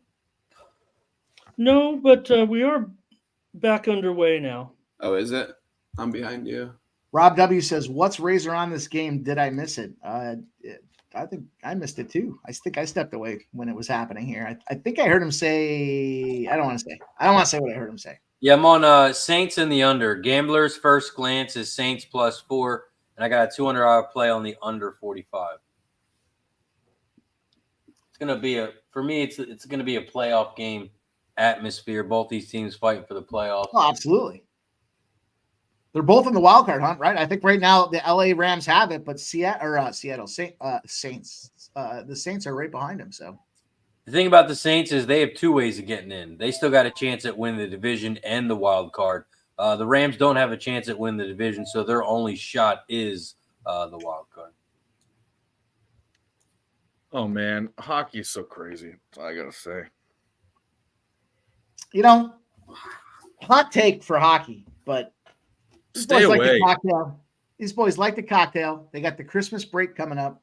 And now you got a bunch of young guys that they're 24 to 28, 29 with big money in their pockets, millions of dollars in their pockets. Nobody throws better Christmas party than hockey players. And now we're in Christmas mode. So a lot of snooze fest opportunities here. You see this with Toronto coming on the road here. They just want to get it over with and go back home and set it up. I have to tell you, the most painful bet I had was, and it wasn't the amount at all. The fact that in the second quarter, you wait to take the second period. You wait to take the second period over. They score in the first 5 minutes in a game where there's 60 shots in the first two periods, or some fucking crazy thing, and the score is 1-0 at the end of the second. Is the ball live? Wow. Yeah, it's going to be ruled a touchdown. Are you kidding me? What? Okay, here it is. It is a turnover, but there is a personal foul on the return, so it will not be a touchdown. Oh, okay. Talking about what game you're talking about? The ball. Syracuse, South Florida. College. Yeah, they picked up the ball that was a near forward pass. You know, you could challenge, you could review, I guess, but looking at it, it's really tough from the angle. But look, that looks incomplete, Ramon. It looks forward to me because it looks forward by like a half a yard. It was eventually picked up and run back for a touchdown, but then there was a penalty on the return. So it's going to be Syracuse ball here at the 28-yard line of USF. What up, Debbie Cab? Debbie Cab, what up? Debbie Cab. Lucky Powers, you're going to lose that bet. You're going to lose that bet, Lucky Powers. I'm happy that it's me making you lose it. I'm going to get a refill, guys. I'll be right back. Let's How go. many likes we at? Did we get to 100 likes for shot time yet? What's going on with YouTube? Why do we got to click refresh now? It's like the last week and a half, there's been changes with the platform. Like you can see guys jumping on now from guys and girls from Twitter. You can see they're logged in or signed in or joined or whatever it says. There's something going on. StreamYard's building out. Steve Snow says, Merry Christmas. Merry Christmas, Steve. Merry Christmas to you. Charlie Chips, I'm going to drink. This doesn't have to do with the props. I'm just you guys put me in the hurt locker last week. My kids know Santa Claus is coming. They were extra good tonight. I don't know who's kids. They definitely weren't my kids. They were all playing by themselves. They weren't whining. It was crazy. I don't know whose kids they were, but this whole Christmas shit's working. What do you guys think about that Elf on a Shelf? We haven't done that shit yet, but I heard that shit's popular as hell. You guys do that shit with your grandkids or anyone's got kids or nephews or anybody do that shit? You ever heard of that? My brother does it with his kids. My nephew's like 23. I don't do shit with him anymore when it comes What to age Christmas. do you have to start that day? I guess when they bring it They're up. I don't know. They're one's gonna turn 10, the other's gonna turn 5, the other's gonna turn 3. So Shout out to Doug with the $4.99 super sticker. Our guy Doug, we appreciate you, my guy. Merry Christmas, happy holidays. Hope you and the family enjoy this time off coming up. Hopefully you have time off. And if not, hope you cash some winning bets, my guy. Appreciate you blessing our action tonight. Doug, cheers to Doug.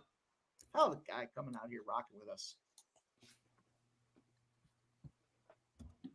Oh, Guillermo does it for the grandkids. Nunya does it.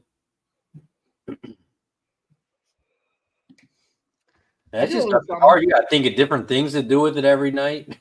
Don't forget. Don't switch it. yeah. I do a little something for the holidays that I've recently come to enjoy. Maybe you guys have heard of it. It's called Nothing, and it's so fucking great. It's glorious. You know what? I do a dinner on Christmas Eve. We do a dinner on Christmas night, and then capitalize with nothing in between. Just enjoy football, enjoy the time. It's fucking glorious. You guys should try it. Isn't that what everyone does? I mean, they eat Christmas dinner, eat. Yeah, that's why it's called Nothing. Dinner. That's why it's called Nothing, and it's so great. It's so much fun. You guys should try it. Does seem unusual. You guys see you guys see Four Christmases when they're at the Cougar Den and they go around and they're like, well, we didn't give any actual Christmas presents. Let's just give a gift of what we want to have happen. And the young little girl's like, you mean we don't have any presents? And she's like, well, no, but I'd like to give the you got if you know the movie I'm talking about, it's a great watch. It's a great. I do. It's with Vince Vaughn. Yep. Yeah, it's a good one. And the girl from Walk the Line. Yeah. Reese Witherspoon. Legally Blonde. Yeah. Isn't she like a billionaire now? Why? She owns the rights to some kind of crazy. I forgot what it was. I was reading about it somewhere. I could be wrong. Anyone in the chat knows. I don't care enough to look it up, but Barney's got his Christmas tradition in the chat. I won't say it, but it sounds like a good one too.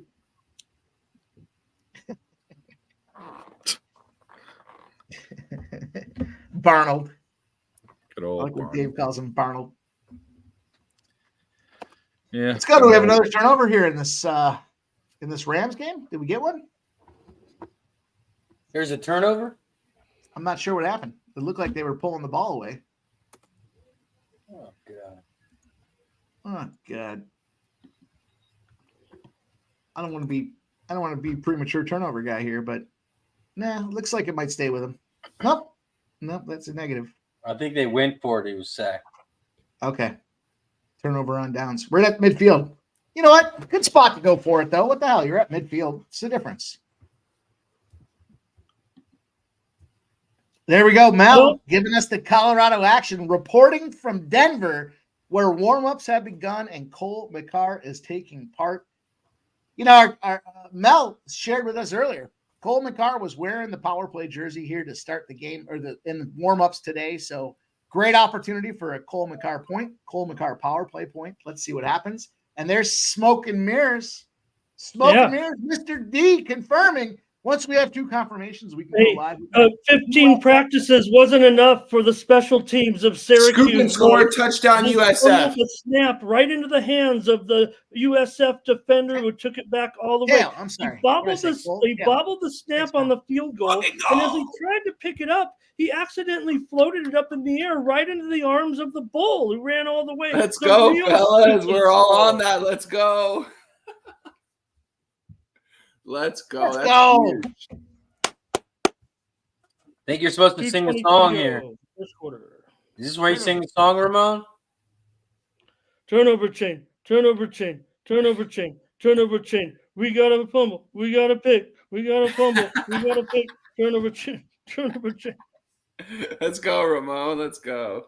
I texted him earlier. I was like, I hope we see some turnovers, but I like hanging out with you either way. So let's go. And there we go. We got it. We got the old I'm turnover obviously special. only good for a few things.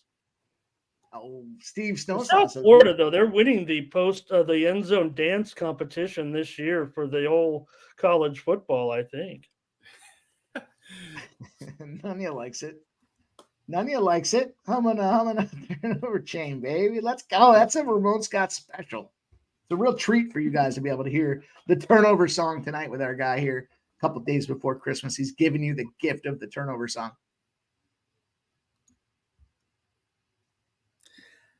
Quick look around the NBA right now, guys. I am on the Pacers. They are down 20 to the Minnesota Grizzlies, 52-32 in the second quarter. We've got the Chicago Bulls leading the San Antonio Spurs 42-35 in the second quarter. Utah Jazz trying to have the Pistons lose the most consecutive games in a row. They're up 6 in the fourth. New Orleans Pelicans up 7 over Cleveland in the third quarter. OKC having their way with the LA Clippers 49-35. And the Orlando Magic on top of the Milwaukee Bucks 45-41. Man,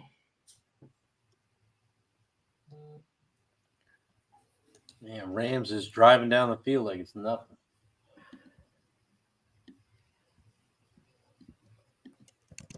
Lakers about to tip here, top of the hour, Wine. You got anything in this one, Ramon? I'm going to have to roll with the Wolves, given the way the Lakers appear to be approaching this game tonight. We gave them out way a bit earlier on the morning show, and obviously the line's taken off with the news of LeBron being out. Don't forget, Davis turned his ankle last night, too. He's going to play, but, that it's been bothering him, and he did it again. T-Wolves are going to blow these guys out of the gym. There's a reason why the spread's as high as it is now. I'd still take it. I'm on them just to win. I took them in the Bulls money line parlay for -125. I do endorse the T-Wolves, whatever spread you can get, though. Chat, if you're thinking about moving on that. The Lakers aren't going to really care about this game, especially with LeBron not playing. Last time he didn't play, they did beat the Spurs, but this is a completely different team here. The T-Wolves are probably a top 3 team in the West so far this year. They've got a good roster. They've got a pretty good coach, too, so I expect them to blow the Lakers out. And with that defense at home and knowing the Lakers of what they might be up against and their true style of play, I'm going to go under here in this one tonight. I'll piggyback with you here and maybe get a little something going. Go under 222. Starting to rain there at the Boca Raton Bowl here. Yeah, they're good at home, too. Yeah. Razor, the Minnesota Timberwolves, I mean, they've been around now for, I think it's 34 or 35 years. They've been in first place in the Western Conference for 10 days prior to this year in the first 34 years of the franchise. So far this month, they've been in first place in the West now for about 3 weeks. So this is about as good as it's ever gotten.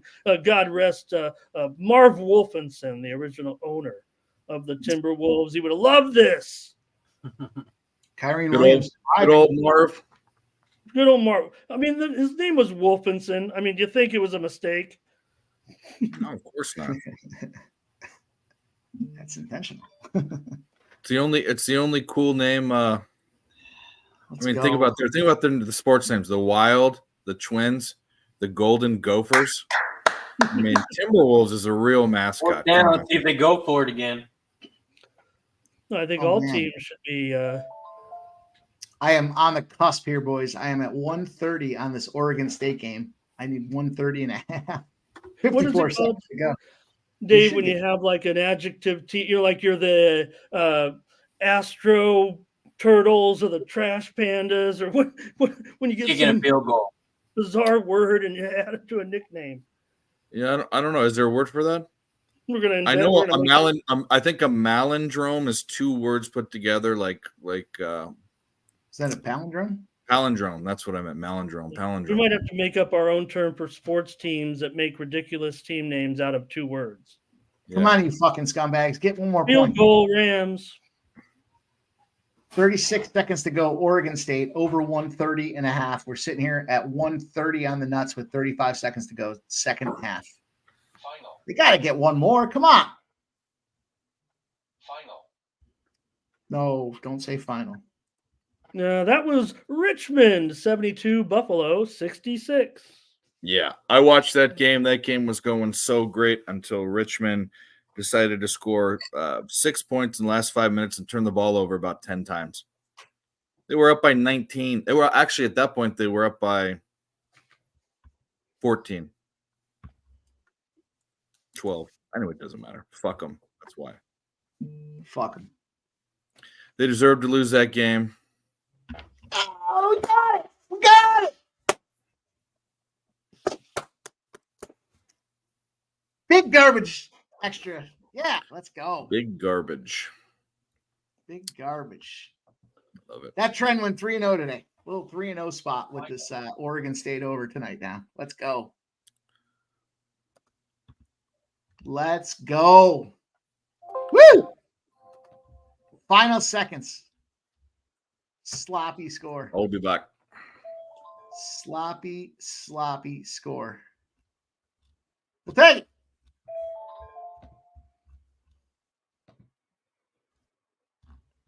Whew. Doesn't mean it wasn't sweaty, though. My goodness. Kucherov, Cheshire Cat. We talked about Kucherov on the show today. Kucherov making things happen.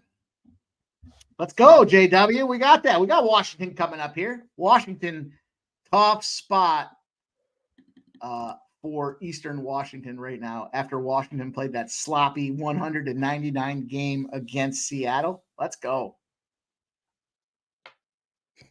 What's up with Cooper Cup? Dave already called him Butterfingers, so. Final. Yeah, that was your Oregon State game coming through there, Mike. Let's go, baby. Woo! 76-57. Beavers get the cover there, and you said it gets over that 131-ish. Yep. That was a weird game. That was one of those, we'll call it ask of the gambler's first glance there. Everybody was pounding the under. The fucking line didn't move at all. If anything, it went a half a point to the over. It was like 88% of the cash on the under. Come on now. Come on. Let's go, Razor. You muted? Yep. Which game are you talking about? The Idaho State, Oregon State. College basketball.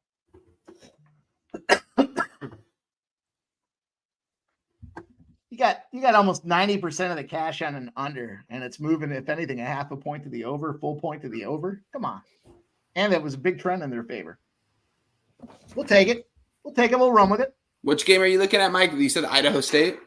No, that one's over now. We're not looking at it anymore. We're looking at the Washington game next. Washington, I got minus 14.5 earlier today. Not sure what the number is now. I'll take a look. Share this over under is 159.5. It dropped a half point. What's up, AOD? I'm on the side there. I'm on Washington for the side. Washington. And all the tickets are on Eastern Washington, too, and it moved in favor of Washington. That's right, baby. Everybody's betting. There's no way. Come on, Razor. Give me a little fucking holiday spirit with me here. Let's go. I'll ride with you, Mikey. Let's go.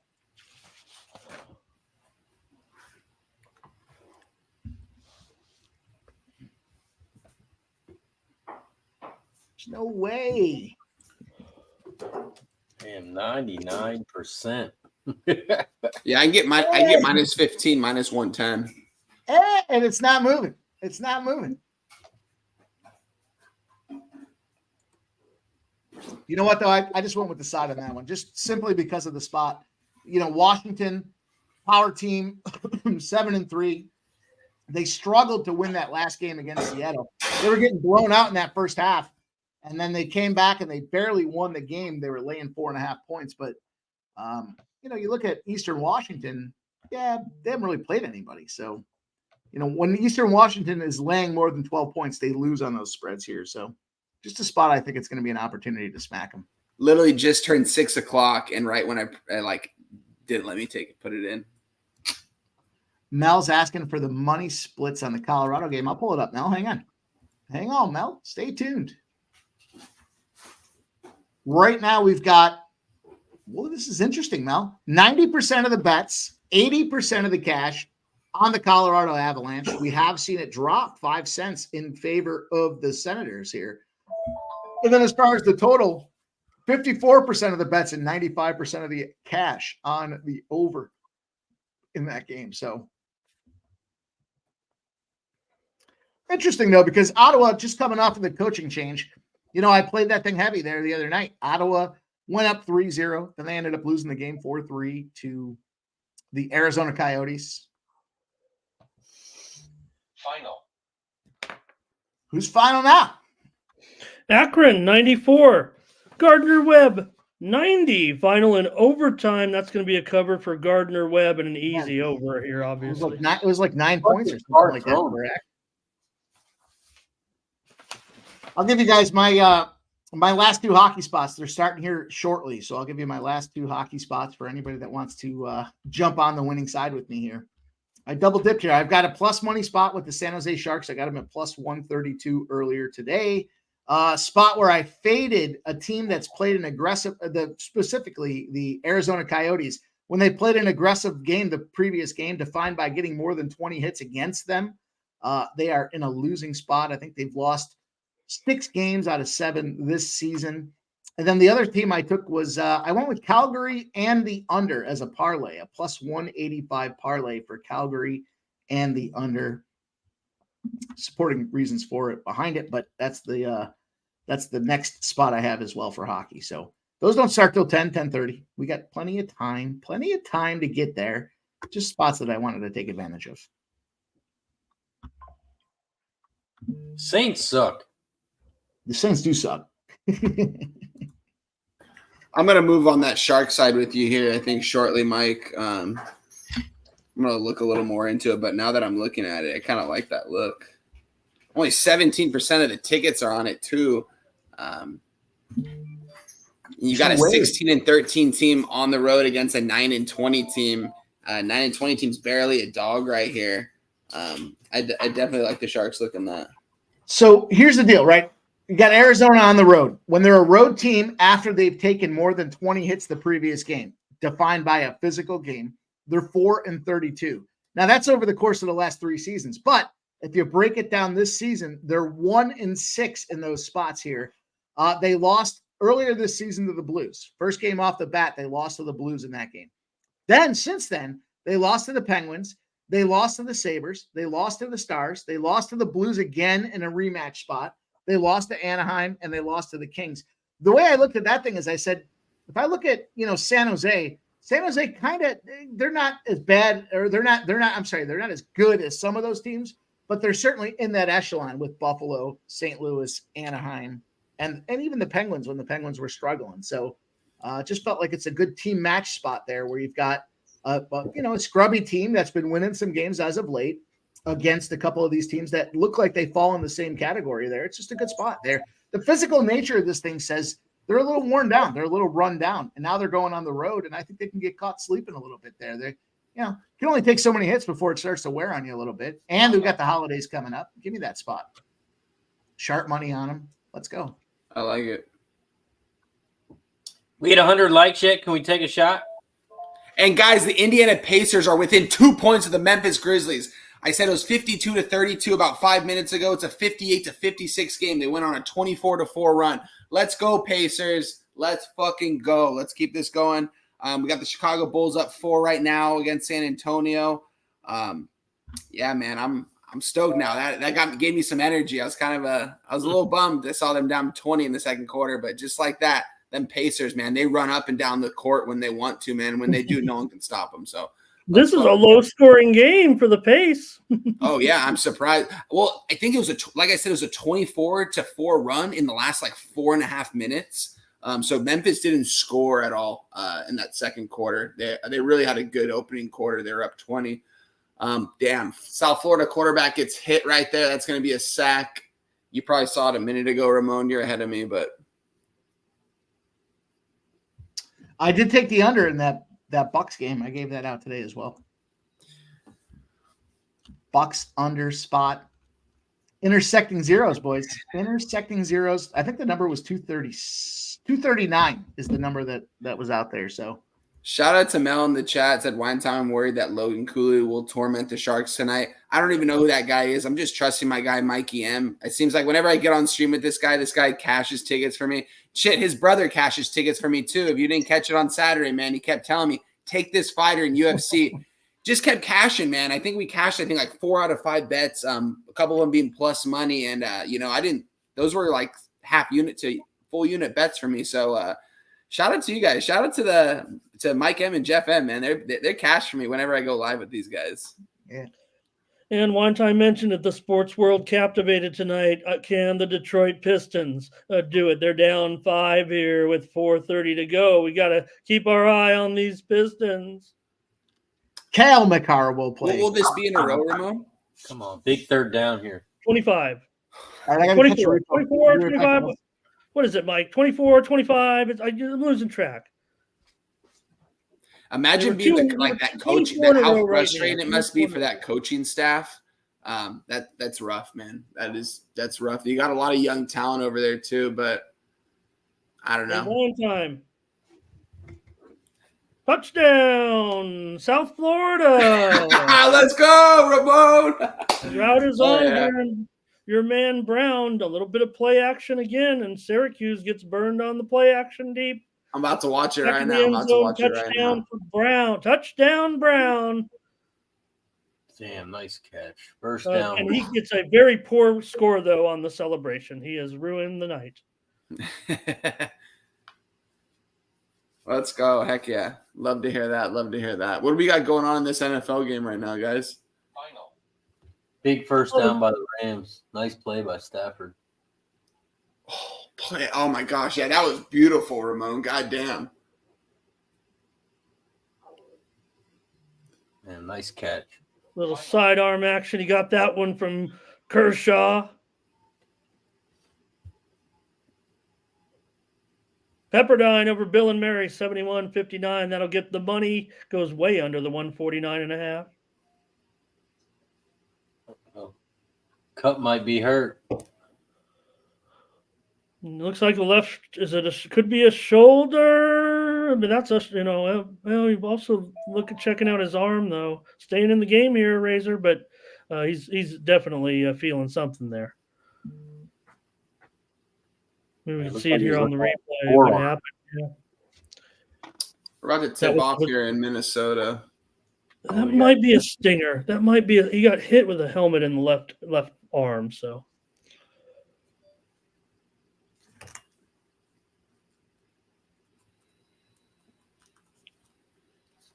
Stafford completion here for a first down at the 35-yard line. Looks like he just throws it up and they're just there.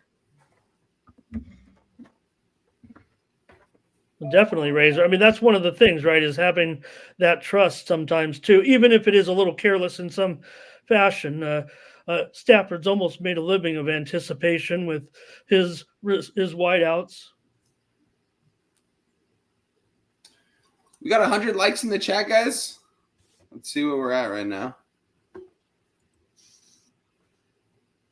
We were at 85.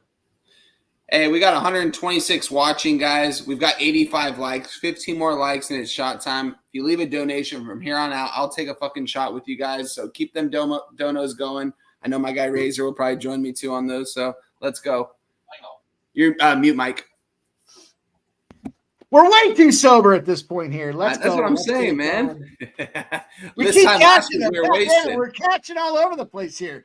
The boys are cashing. NFL, NBA, college basketball. Let's keep it rolling, fellas. NHL, we're making money. We're doing it tonight. This is what we do on Thursdays. Why wouldn't we be doing this? We got 5 more likes just like that, guys. 10 more likes. Let's go to 100. Go!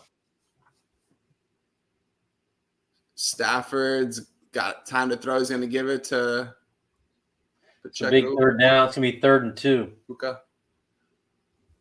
I'll tell you what, Stafford's a fucking pile of shit. I still believe in that. Yeah, but not the same team's making him look like Montana out here. Final. Oh, can we get more cash? I heard it. Florida International over Maine tonight, 82-74. FIU easily getting the money here with a big second half. They were down 1 at halftime and won it, covering 3.5. It opened a pick. They covered 3.5. Total goes way over 138. Big move there to the total, 3.5 points to the over. Easy winner on the over. I'll tell you the one I went to here. I gave this out of the show as well. 4th and 2. I gave a little same game parlay. I got Kobe White 20 plus points and Wembyana over 2.5 blocks. Let's see where we're at. Wembyana has 1 block. Eesh. Kobe White's got 4 points. Great. Let's just forget I said that. Let's just rewind the tape. Let's rewind the tape, boys. They're not all winners. I think they're punting. Oh, they're kicking a field goal. 47-yard field goal right here, guys. Let's get it. It goes up, and it is not good. He misses the kick. Oh, dickhead. Wow. Let's go. There we go. Primetime unders might be back. Primetime unders. I didn't take it, but it definitely could be back. Let's go. That's huge for you, Razor. Get good field position too, right here to end the quarter. Get on the board. Who receives the ball second half? I believe Rams get it. Oh, okay, got it. So this is a big drive for the Saints here. Yeah, this is huge right here. Close out the quarter with a score, at least 3. Hopefully they can get 7 for you. We're 1 like away from shot time, guys. Hit that like button. Every 25 likes after that, maybe we'll take a shot for you guys too. So keep it coming, man. Whoa. What do you mean maybe? What's that maybe? Maybe. Let's go. Hey, yo, let's do it. Let's do it. Every 25 likes, we take a shot, guys. Every donation, we take a shot. So let's get it going. Not every donation, every gifted membership. There we go. Every gifted membership. Pub Sports Radio gifted donate membership. 99 cents. We'll be hammered before the end of Thursday. He's just been here before. He knows the game. I got to change that rule on my show. They be sending 99 cents. I'd be fucked up. I still love I'll never forget the time when you were like that. Someone, I forgot it. It doesn't matter who it was, but they sent you a pick 6 or whatever, or an exacta. And you were like, you lost money. You lost money on this damn thing. That was so much fun. In the chat yelling cash it when you bet $20 on a ticket and it paid out 18. Talking about cash it. He lost $2 on the bet. Like, I'm not here just to bring shots with you. He's like, I'm here to cash money. Shout out to the 130 plus people in the chat, guys. We've got 101 likes. Appreciate you guys for being here. Cheers to you guys. Oh. Let's keep cashing these fucking winners, boys. Let's fucking go. I'll drink it up. We just got to get them likes. We got to get them donos. Let's keep it rolling.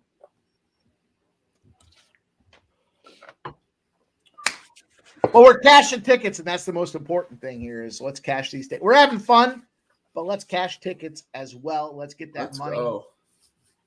Mel says 1-0 Avs. They went off at about $1.80 favorite here, and they're on the board quick. Again, that game just started.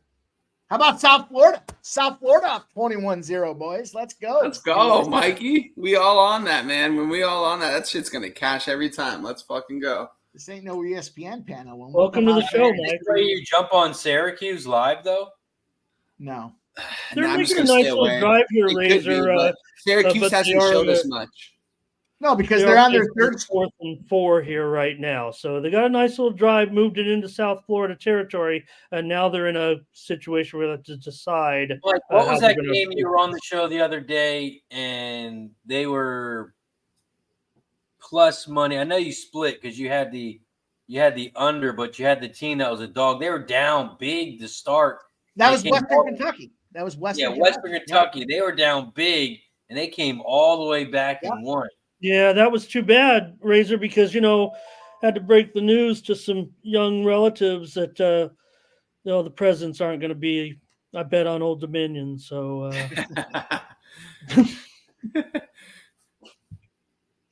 Syracuse, you can get a plus 495, you can get a plus 15.5.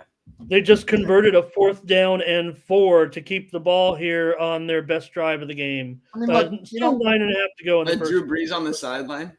I'll tell you the thing about this here is Syracuse is on their true freshman quarterback. He before this game he passed 57 times this season. South Florida's got a guy that likes to dual threat, run and gun. He's a passing and running quarterback. He set team records with USF. So at this point here, you got a team record setting guy, and everybody came back from South Florida to play in this game. On the other side of things with Syracuse, they just lost their coach. Their quarterback is literally a true freshman with 57 passes coming into this game. They might score here. I would just say if they score here, you take USF again. That's my and listen, you want to talk about Homer? I love Syracuse. You talk to some of my buddies. They'll say you fucking bet Syracuse all the time. I love Syracuse, but I just don't think this is the spot. Oh, Carr throwing a deep bomb to the end zone. Oh, touchdown, Saints! Touchdown, Saints! What a beautiful pass. Touchdown! Shaheed. Who was the guy in the chat that had Shaheed? Shout out to whoever that was there. Shaheed. He had that's and the wine time over, by the way. I don't want to take away from that great touchdown by my guy Rashid Shaheed, but over in the South Florida game, we've got turnover chain. We got a pick. Let's go. Let's go, baby. You got me hyped, Ramon. Let's go. Hey, go. I got to pour a shot. I'll be right back. Shout out to Nunya. Shout out Nunya with the gifted Pub Sports Radio membership. Our guy Nunya. Razor, did I do it okay? I got one here, I think, just coming in. Let me see. Not bad. Let's go. Real Deal Prime. We got shout out to you, Real Deal. You didn't show up the day after the blowout, but you did show up. And the link to Spence. That's what's important.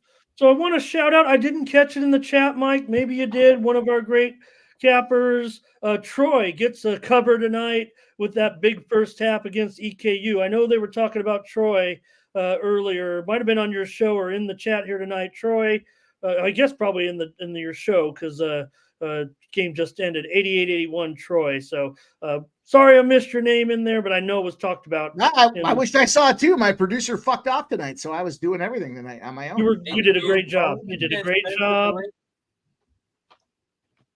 Mike, did you send Spence the link? I'm sorry?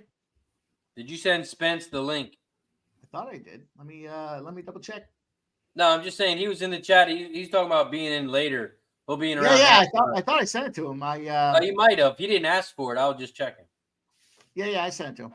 But he's the one who catched the Shaheed touchdown and there over we yards. go. Shout out to Penny Bombs. You got to earn your nicknames around here, and this guy's nickname is Penny Bombs, baby. Shaheed, he's already recognized, I think, as a pretty decent young receiver, but I think we're going to be hearing more from this. I'm a homer, I guess, but I think he's got something coming for you in his future, Mr. Shaheed.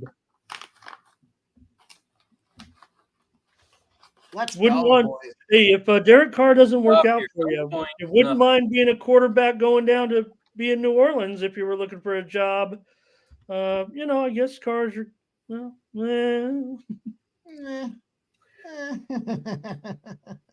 Yeah, he's done an okay job here tonight. Well, they got three good times. Good pass. We got some games popping, though, boys. We're still in the midst of this card here. We got a bunch of things coming up, bunch of opportunities to roll. We've already tossed a ton of them out there, and we will continue to roll here. We've got college basketball popping off here shortly. False start. Sorry, friends. I had to. 2-minute warning. You're good, Dave. Yeah, there's a game at the bottom of the hour. There's plenty at the top of the hour, but one going off college basketball is Wyoming at UTEP. This is the second game at the old Sun Bowl Classic tournament. UTEP favored by 2, total 140. Shout out Real Deal Prime, says the Sabres 8-3 over the Maple Laughs. Good for you, Real Deal Prime. Real Deal Prime. I'm gonna challenge the play though. I'm gonna say that my Columbus Blue Jackets was plus 165. I lose this Toronto spot at plus 100. I'm up $65 if I look at the other side of things with the Sabres, they lost that last one. They were minus 140, and you're going to pick this one up and plus 125. I might be up. I don't know. But I love it. Real deal. Shout out to you, man. I know you love the Sabres. I love the Sabres too, man. I just want them to get better, and I think they're gonna. I think with Levi coming back after that AHL performance there, that he is on the way. So Nanya and I, on the other hand, are not seeing eye to eye. He likes Eastern Washington plus 15.5 to cash at plus 205. All right, if that's your parlay, Nanya. All right, Nanya, let's go. We got a lot of stakes here, boys. We can all be on opposite sides. It's all good. It's all fun. And I'll talk some smack, but you guys talk smack in the chat too. It's fine. Let's go. Let's talk it up. Let's have a good time. Let's continue to enjoy the evening. And we are having an evening, so let's keep it rolling. 9-3.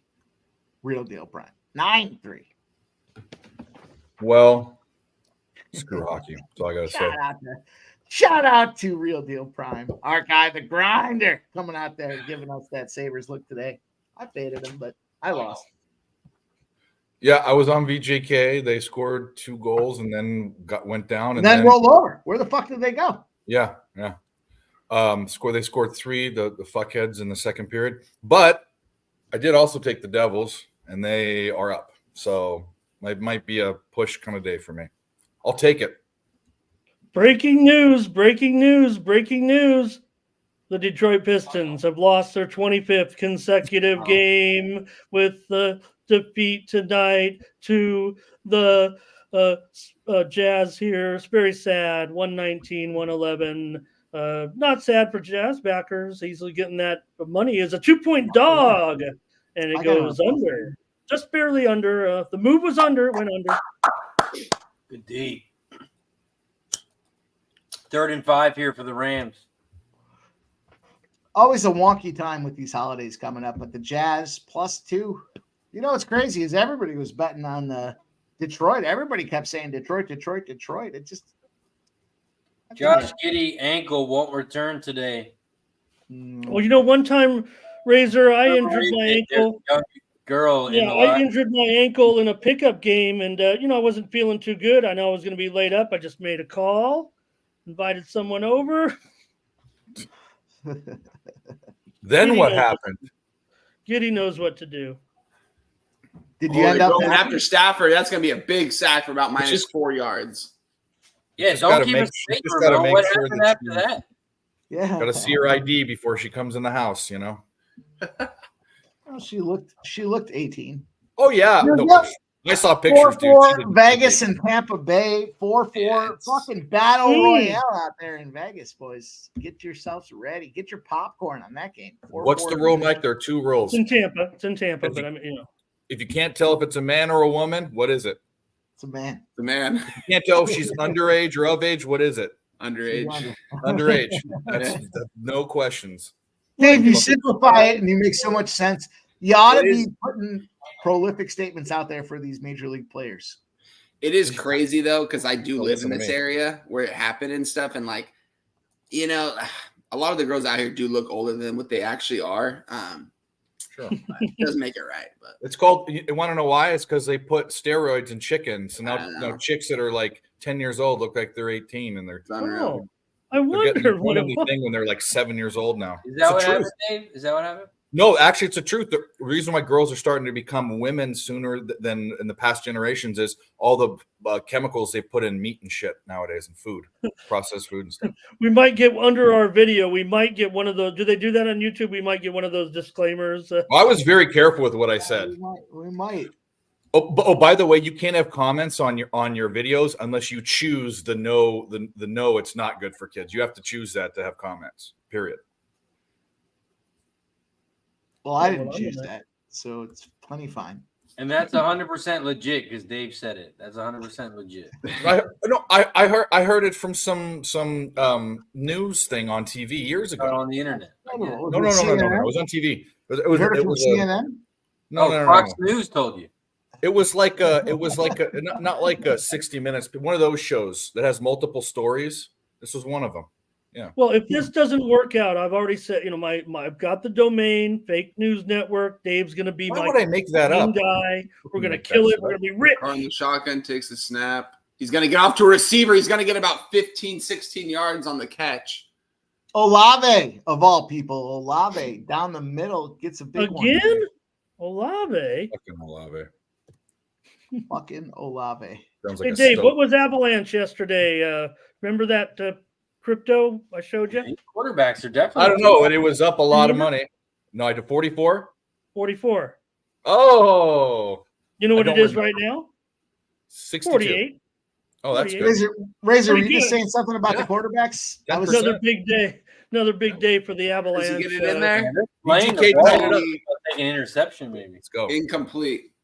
I saw the passing yards for the quarterbacks. I thought they were unusually high given the situation there. They had unusually high numbers. It was 245, 235.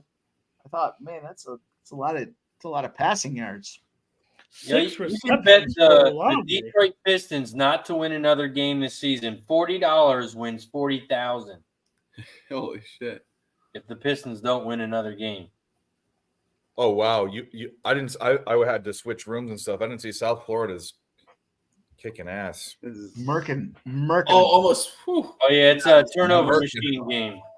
Poning What? them. Did I hear turnover?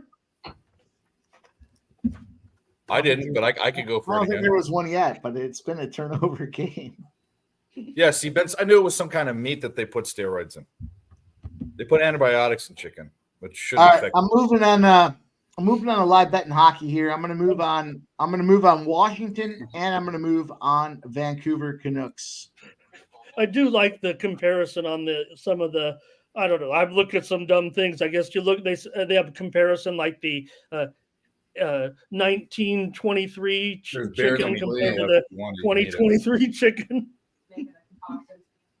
It's going to be Also- a turnover. Or not turnover, but turnover on downs. Rams are going to come back out here on the field.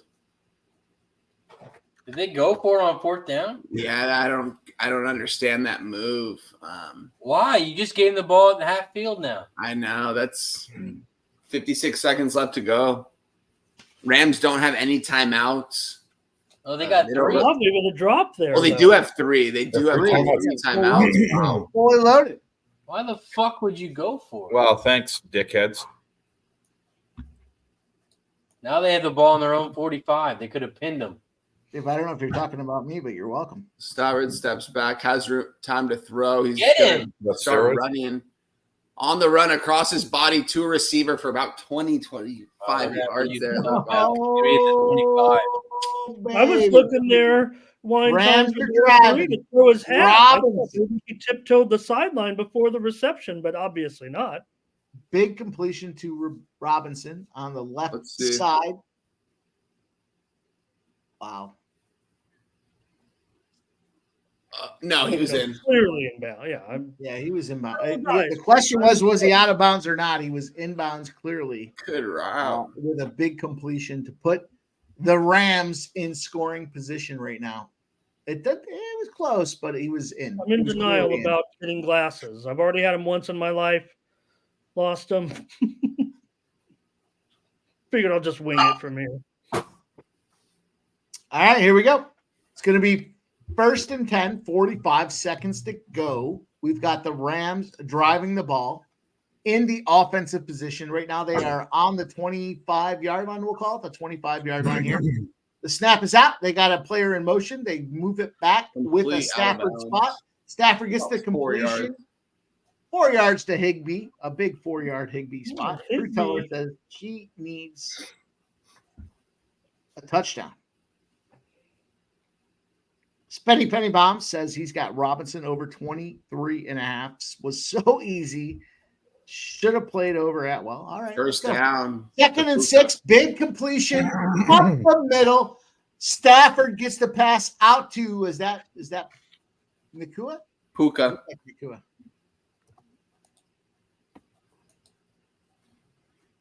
Yeah, not his real name, Mike. I mean, Nick Martin, that's because it's a big fucking issue to try to produce everything and then put scrolling shit across the bottom. So I like the suggestion. Now he gets it. He said all the time, Mike was telling me to do that. Now you understand what I meant. Well, listen, I'm not against putting everybody's plays against the bottom. You can put those in and move on, but I wouldn't even know where to begin with that. I had to produce a show earlier, all on my own, because my producer fucked off. But had nothing to do with T. T's not a Thursday guy, but it's a lot. It's a lot. There's a lot of moving parts in this game here with live production. Here we go. Get the ball. He's going up. He's going to get about 6 or 7. There we go. Up the middle, and we're moving. Dave My Picks has a future prediction. He says Elon Musk gets submitted by Marcel. Yeah, I'd have to go with Zuckerberg. I mean, he's actually doing some light training in his life and trying to be, whatever. But Musk just goes around screwing everything up. I love him though. Don't get me wrong. Truth Teller says he's got Saints in South Florida parlay. Truth Teller, you're still alive, but we'll see what happens here. 2nd and 3, 25 seconds to go. End of the first half coming up, impending. We're going to have a bunch of people rocking with us here for the second half. Nick Barton says, all good, no worries, Pimps left. Just wondering. Yeah, no. It's final. It is what it is. We won't point fingers, but there's problems. Touchdown Rams. Wow. Robinson. Los Angeles Ramelitos. Robinson gets the tutty. Robinson scores the tutty. It's going to be 16-7 with 21 seconds to go. Rocking and rolling. Lucky Power says, wow. Yep. Who had Robinson today? I didn't see anybody say Robinson in the chat, but this fucking guy firing up here. I saw a lot of Cooper Kupps. I saw some Higbees. I saw nobody on Robinson, and there's Robinson with a touchdown. Robinson, anytime touchdown. There's the Real American. Says Robinson. He did that. I do remember Real American had Robinson. Another plus 350 cash. Okay, yeah, you should have, right? I mean, I didn't, but I mean, considering his last 3 games, pretty strong, getting a couple of receptions in those. So, again, just part of the success of the Rams right now. Real American says he said him, Cup, and Graham had them the last 3 years. I do remember that, Real American. Now that you say it, I do remember you specifically had those guys, and let's go. The thing about that is Real American. If you put an equal amount of units on each of them, you're already even with the next 2 to go. So you're playing with house money with an opportunity to cash, and that's all you can ask for.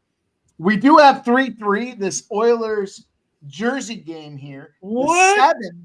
The total was 7. Fucking crazy 7. It's at least going to push now. The third period just started. Connor McDavid scores the goal. I like Edmonton to get this job done tonight. We'll see what happens. Not going to get there.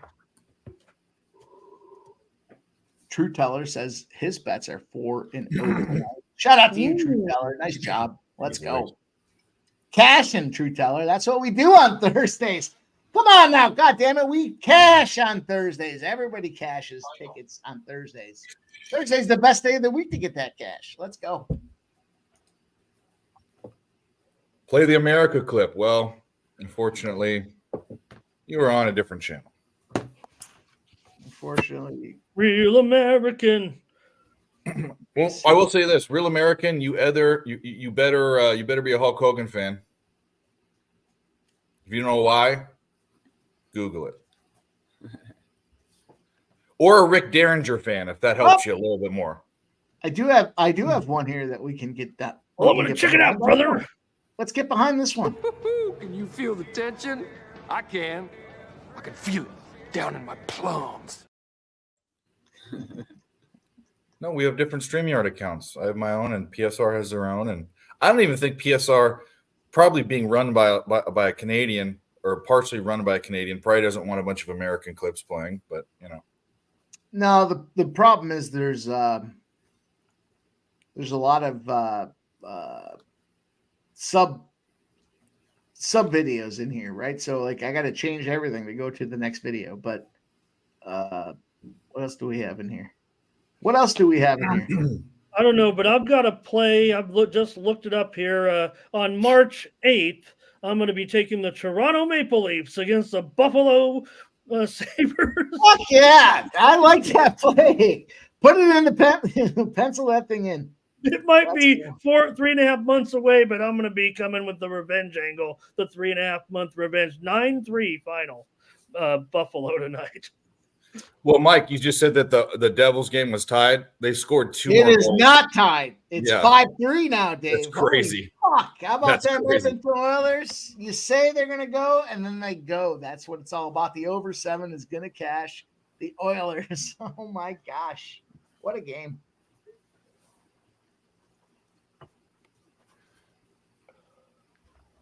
That'll be halftime. All right. Well, what are we looking at for the live total? Live total is at 45, and right back to where it. I got 47.5.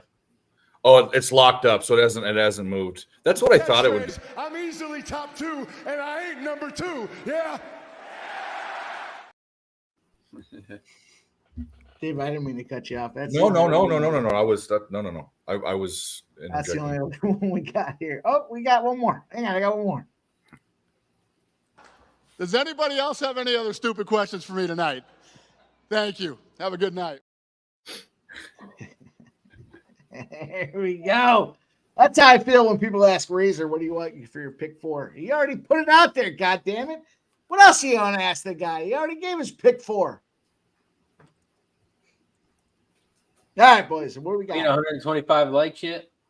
Are we at 125 likes? It's time to get the cocktails flowing. If we are not there yet, it's go time to get it done. Let's go, boys. We're fucking cashing right now. We're finding a way to navigate these bookies. We got this Syracuse game looking good for us. We got Washington coming up minus 14.5. Let's talk about the second half. Where are we at? All right. Yes, sir. Right now in the second half, we're looking at it's going to be the Rams minus 1.5 and 22.5. Both those juiced by a nickel. Looking at Rams minus 1.5, minus 115. Total 22.5 over 15.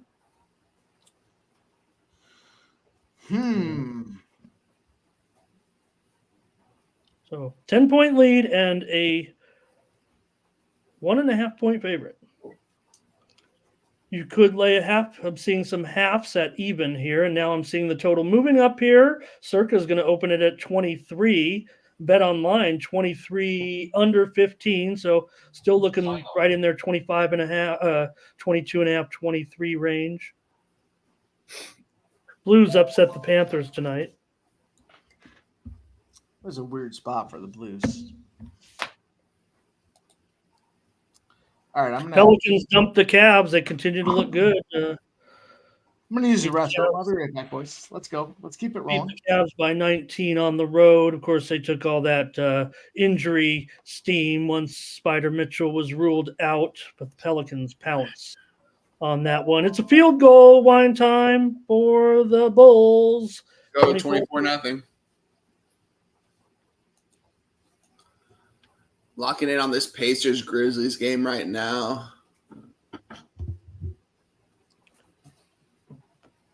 Got the Grizzlies ahead 78-69 here in the third quarter, so they're up 9.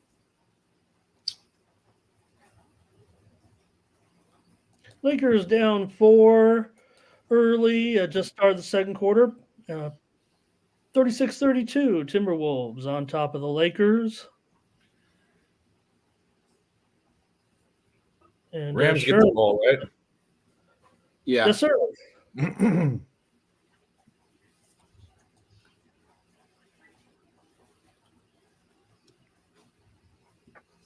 Well,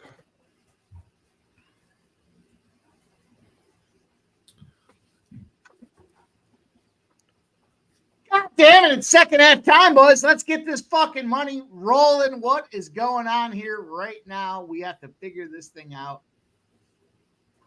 I don't know what you boys are doing, but I'm ready to rock. Let's get this fucking thing figured out right now. Right now. NFL. Second half. Final. Who's winning? Yeah, Mike. I don't know. I guess we should be complete if we're doing a bunch of them. This one was not thrilling, but it was Samford continuing their great start to the season. They smashed Texas Southern. It was 10-2 against 1-8 there. Samford gets the money. 87-65 is a 6-point road favorite and stays under 155.5 by a couple of points. Good 3-ball, Pacers. Let's go. Well, we are rocking and rolling. Maybe our next guest can help illuminate this second half for us here. We've done thus far well. Our guy, the next guest, known for the bombs, has already given us bombs. He looks like he's tight and ready. I want to make sure to bring him on when he's at his finest, and it looks like he is. So let's go. You guys know what he's doing there. It's Spenny Penny Bombs, my guy. What up, Spenny? How we doing, boys? How we doing? How we doing, Mikey? How we doing, Ramon? How we doing, Wine Time, Razor, Dave, everybody in the chat? How's everybody doing tonight, guys? We're happy to have you, Spenny. How are you tonight? What's going on? Good. Just was working late, got off at 9, had to take the dog out, and came on a little after I just took her out for a little bit there. But yeah, we already got a Nakua touchdown. We got a Shaheed touchdown. We got Nakua's yards. We got Shaheed's yards. So I'm looking at. I was saying that I should have took Robinson over Atwell. It was just so easy. It was staring me in the face, and then I'm just taking Atwell instead. But so I need Atwell. I think it's like 15.5 for the second half there, and then Foster Moreau for the Saints over 7.5. See if you can get involved here. He had been involved more recently in the few weeks leading up, and hasn't seen anything yet. So hopefully we get Foster roll in there. And who else we got for touchdowns left? I think we got Taysom Hill for a touchdown still left. And for the Saints, I think it was Jimmy Graham. Jimmy Graham was the other one. And then for Rams, I believe I have Atwell and Higbee left. I like it. You saw Higbee with a reception there at the end of the first half. I mean, could you imagine having a boss like Spenny? You know, it's holidays. He's got all these winners already loaded up on his app, and he's going to be, willing to step it up and help out the crew a little bit on a holiday work night. He could have just went home, counted his money, but what a guy. It's a holiday season. It's a holiday season. Merry Christmas. Gamer, he's here to work with us tonight. I'll tell you what, boys. I'm gonna move on to second half play. I am gonna take the Saints plus 0.5 in the second half. It's a minus 120 spot for me right now. I'm gonna go Saints. I still think we have the opportunity clearly to cash this. What the fuck is going on? We still have the opportunity to cash this Rams game. I'm not moving off of that. I just think the margin at this point, I expected it to be a touchdown game. We're over that at this point. So give me the Saints. I'm going to take the plus 0.5 at minus 120 for the second half. That's going to be an official play for me to rock the second half here. Got to see something out of these Saints. They're just going to fucking roll over. They're battling just like everybody else. We got a 10-point game. I got the Rams in the teaser with the under. I've got the Rams plus 2 in the under. I think it was 52. Now we're sitting here with the Rams up 10 points. Give me a plus 0.5. I just need the Rams to win the second half. Just find a way to get it done. Be battle tested. We're rocking here trying to get this thing done for the second half. Granted, I don't like what I've seen thus far with the 17-10 game, but I think we see it. I think we see the second half for the Saints to get it done. What do you guys think? I'm thinking about taking Derek Carr interception plus 135 for the second half, to be honest. Like it. We love the interception bets. We've been cashing every fucking stream. Yeah, I think I'm going to take that. I think I'm going to take Derek Carr for an interception in the second half here at plus 135. Saints are going to have to throw the ball. They're down here. And it's Derek Carr. And he likes to turn the ball over. So I like that play a lot at plus 135. All right, looks like our guy Razor's scrubbing something away there. He's cracking his neck too, so he's getting ready to drop a big bomb on something. I don't want to speak for him, but it just looks like the razor sharp move before the bookies pay the price. Yeah, I got nothing yet. I'm looking though. Okay. Anybody else here? What are we thinking? What about props? Let's take a look at these props. Let's pull the prop card. Yeah, let's see here, actually. Oh, my God. Man, Edmonton was just fucking tied like a blink of an eye. All of a sudden, they're whacking. I already gave it to you guys. I'm going to go again here. I'm going to take Vancouver at -110. I'm going to whack that again, and I'm going to take a little sprinkler here going into the third intermission on the Montreal Canadiens at +340. I'm already on the Calgary Flames and the under 6.5. That was a +185 spot. It has now dropped to +175. So for what that's worth, the other spot that I like is the San Jose Sharks at +130. So plenty of action that's about to pop off here shortly. We're already on the Washington team at -14.5, -15 is fine. And let's take a look at these props.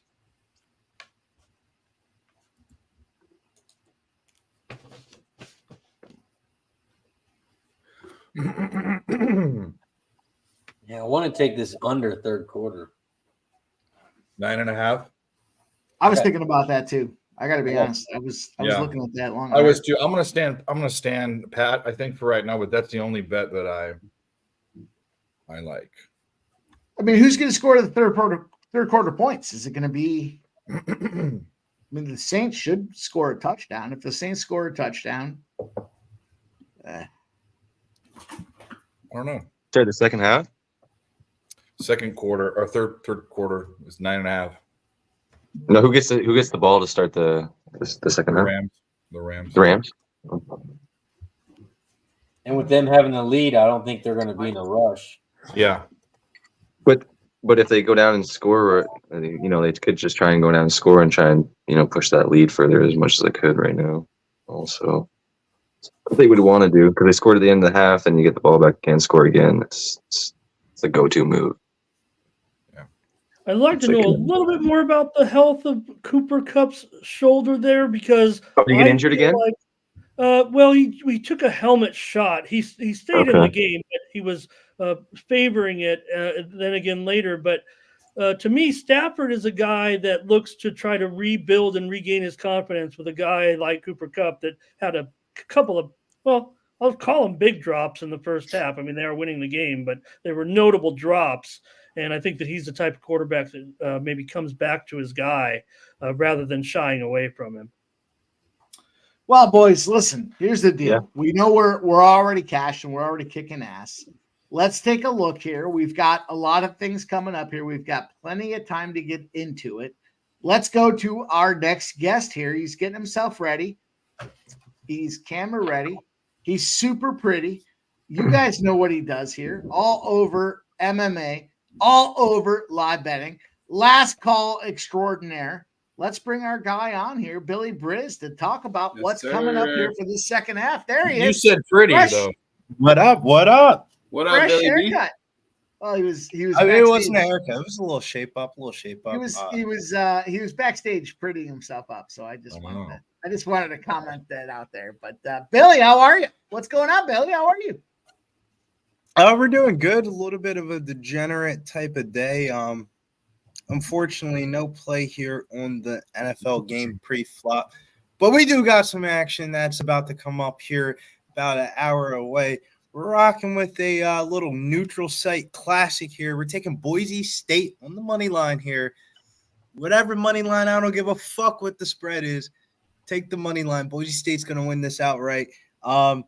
The reason why I think they're going to win is because this is a neutral site game, and Washington State's heading towards a outright loss, 1-4 ATS last 5, and they have a 344 strength of schedule in the country with only playing one in the Ken Palm. And go deep first play. and Sorry, they lost Bill. by 12 against Mississippi State. Their best quality win is a home court win versus Portland. And Boise State has the 36 harder schedule in the country. So you can get Boise State on the money line. It should be around plus 110, plus 100. We're rocking with Boise's tonight.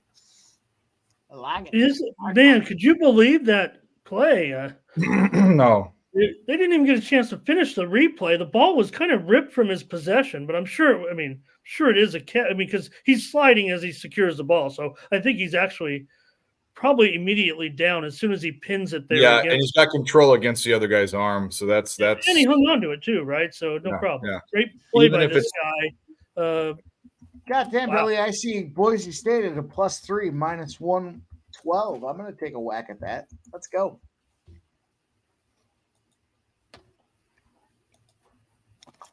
Go money line. Fuck it. Go money line. I was going to play the spread, but I was like, fuck it. Nah, I think they just win the game outright. Dave, you know why? Because fuck them. That's right. Yeah, it was pretty much all Washington State money throughout the day. A little bit of Boise money came in midday. As we've approached the game, this is where Billy can get his best price right now because the last two significant moves, obviously reflected in the line, have been on Washington State here. I like it. Yeah, let those West Coast casuals get off of fucking work. Washington State. We're rocking with the Boise boys tonight, man. We do have an injury timeout here. Washington State just hasn't played anybody. Anybody impressive? And when they have, they've gotten beat down. Yeah. I think that's Kyron that just got injured. Oh, Okay. I wasn't sorry about that. I was not able to see who it was. I think it was Kyron.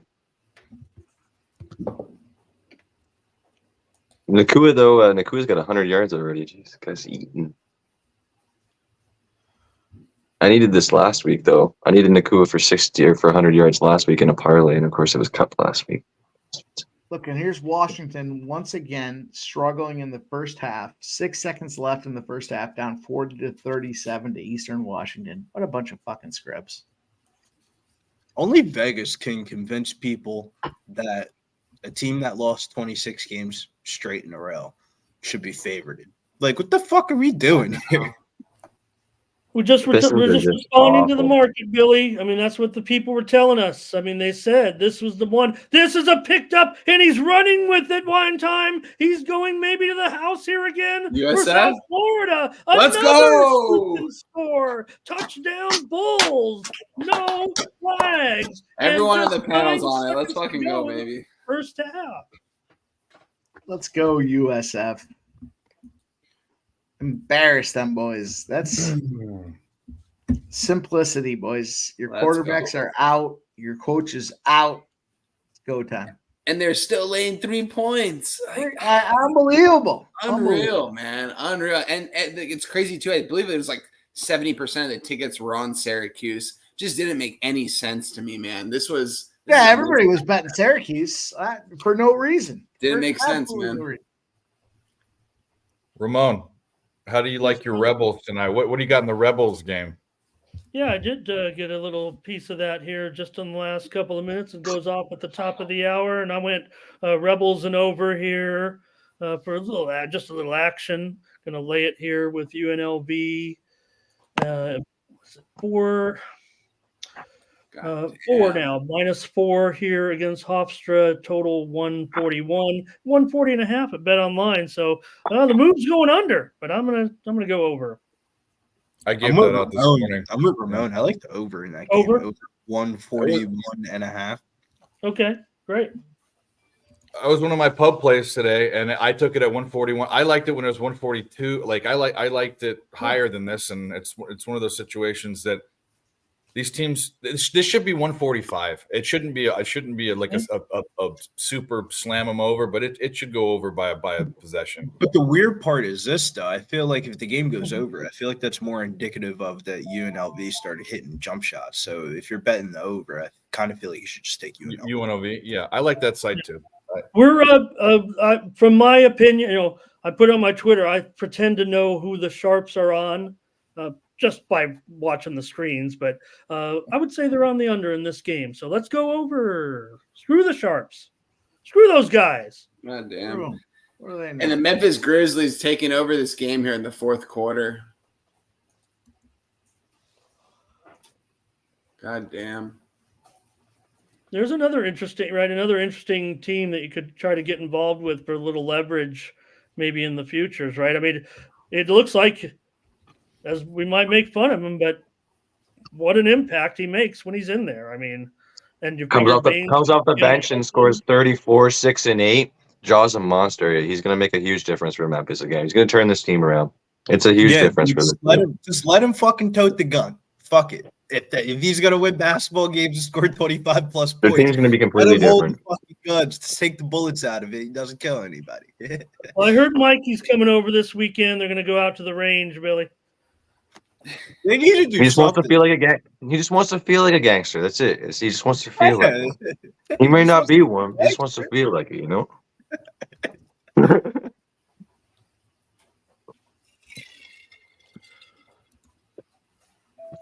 I mean, that's what happens when you listen to NBA Youngboy 24/7. You start thinking you're NBA Youngboy. Oh, man. And we got the Bulls running away with this one late here in the fourth quarter. Let's go. Minnesota T-Wolves up 51-44 over LA with 5:45 to go here in the third quarter. OKC having their way with LA, the Clippers. And the Milwaukee Bucks up 7 points over the Orlando Magic to start the fourth quarter. All right, come on, Magic. Let's get the I upset wasn't tonight. even watching that Bulls game, but I hit fucking a prop in that game. Shouts to them Pellies, though, getting the job done. Oh, no way. They just lost. Gave up a 24-point lead. No Donovan Mitchell. You should bet on the fucking Pelicans. Zion's out. They fucking smoked them. Cavs without Donovan Mitchell, Garland, and Jared Allen look like a fucking G League roster. Yeah, easy. They got nobody. Sam Merrill. You got Sam Merrill scoring 27 points.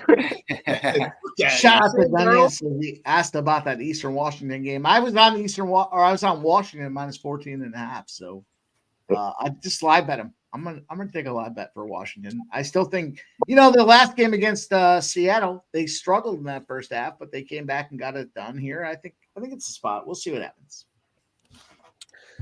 Sam was the man. Get a fumble here, maybe? State. It was good to see him get off last night like that. That was pretty exciting, actually. Final. Yeah, we got a 31-0 game in this college football game at halftime in favor of USF. Good. What was that? Bro, this be the time of year when you get like those cappers with I got a 10-unit whale play. Syracuse, take the points. The 10-unit whale cock lock? We love those. 10-unit whale cock lock. I mean, if you're out there on social media, this is the time of year. Don't get caught up on the algorithms swiping up on shit you shouldn't be swiping up. Anyone that's telling you to bet 10 units should be your first sign to never listen to them about anything in life again. That's how they do it down there in Vegas. That's it. Man, the 10-unit fucking That's so irresponsible. 10-unit whale play. Just say you're putting a fucking grand on it. It's going to be they're betting 10 units goal for the Rams. Field goal. The whole point is these guys, I watch it all the time. Their average play is like 4 units because they do 3 units, 5 units, 10 units. So you know what that means? Whatever they think their unit size, it's actually 3 times bigger because your average bet should be 1 unit, not 3 units. Dave is correct. You just changed. I mean, it's all to fucking fool you. That's what it is. Dave is correct. If you're betting $1,000, that doesn't mean your unit size is 10 units every time you place a game. Maybe you should change your bet size to about $250, $300. You need to change your stated unit size because you can say it's $100 unit. I bet $1,000. Then if your average bet's $250, that's your unit size, bud. Don't try. They're just trying to. It's crazy though because it's like the person that just lost maybe 3 units. Oh, they might have lost $300, but hey, somebody just lost $3,000. Well, that's the other thing is that people that say there's a 10-unit play and they're like degenerates and they're betting something they shouldn't. They're like, this is the play. We have to go on this play. This is the one. And how would you feel if they lose? I mean, it's so irresponsible. There should be no play that's good enough for you to be putting 10 units on an advertising. So up your bet size. Up your bet size. Up your bet size. You know, you got that's how they sell it, man. You know, I got that match play this weekend. Make sure you grab yourself a fucking Christmas package. It's college bowl season. Make sure you get your 5-unit bangers all around. 5-unit bangers all around. And then you know this week they're gonna hit you with and we got the NBA Christmas games on Monday and concluded in a weekend package. Whatever, man. So I've been funny. seeing it all day on Instagram, man. People selling packages and saying Christmas games included. It's just like, bro, what the fuck are you doing, man? So Hey, shout out to my subscribers. We're having a big day.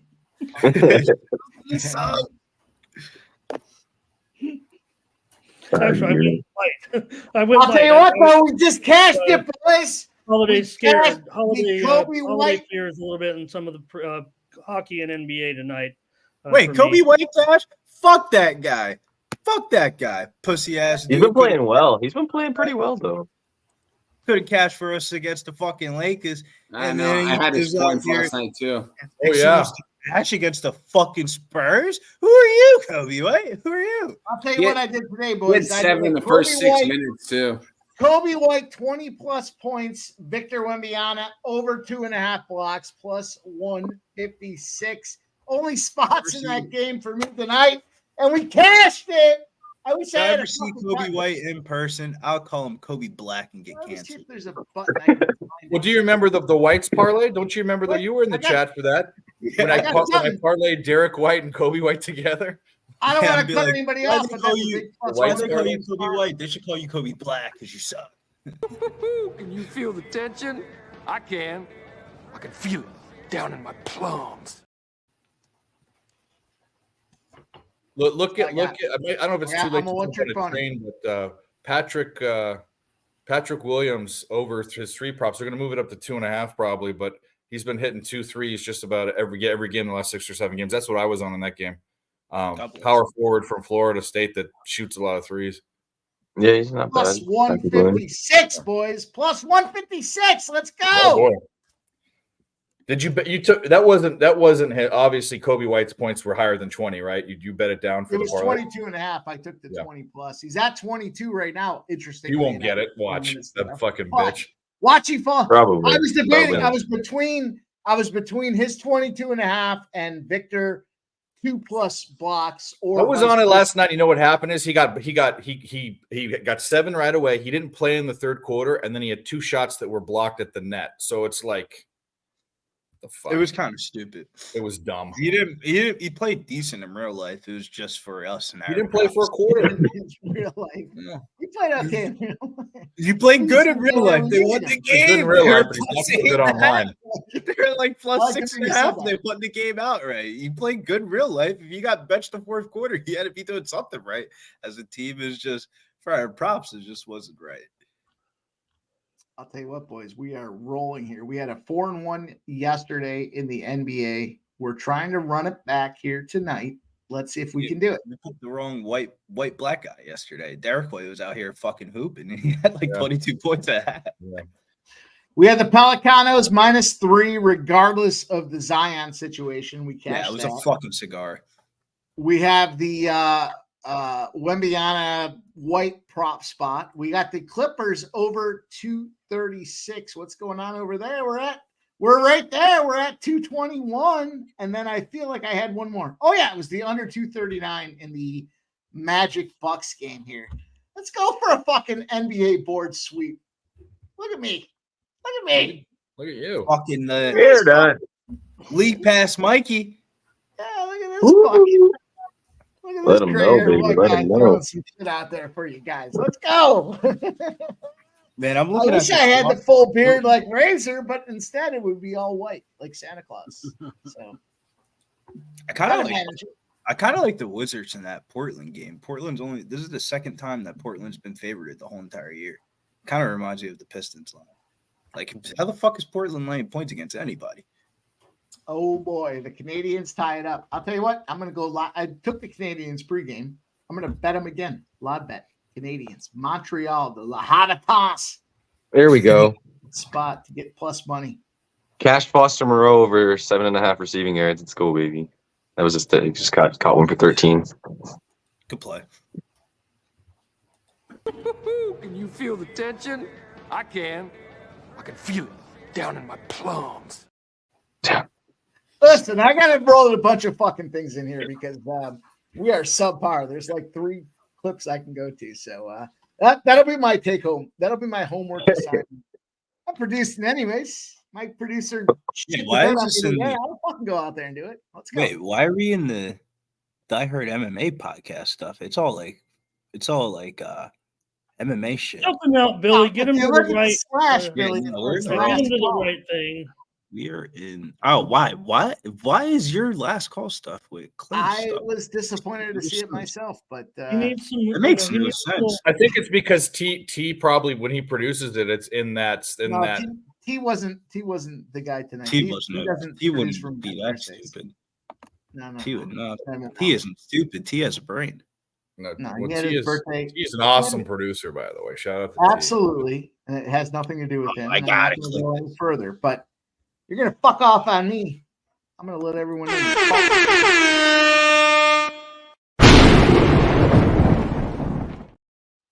They're very business.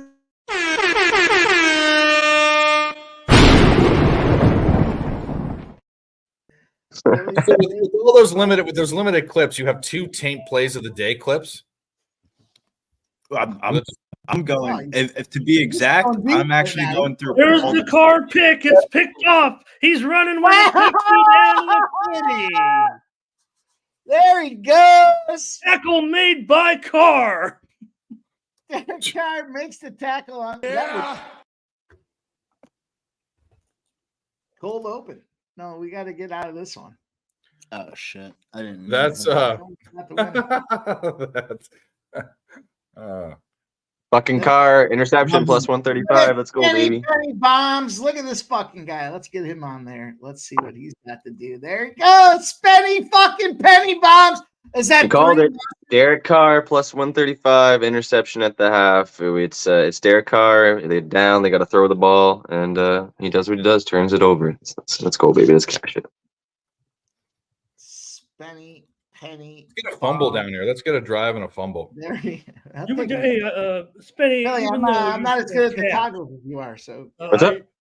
Even though you cashed, I suppose Derek Carr's not happy with. I mean, he's out here busting his butt. Okay, you're sitting here taking advantage of his inept passing.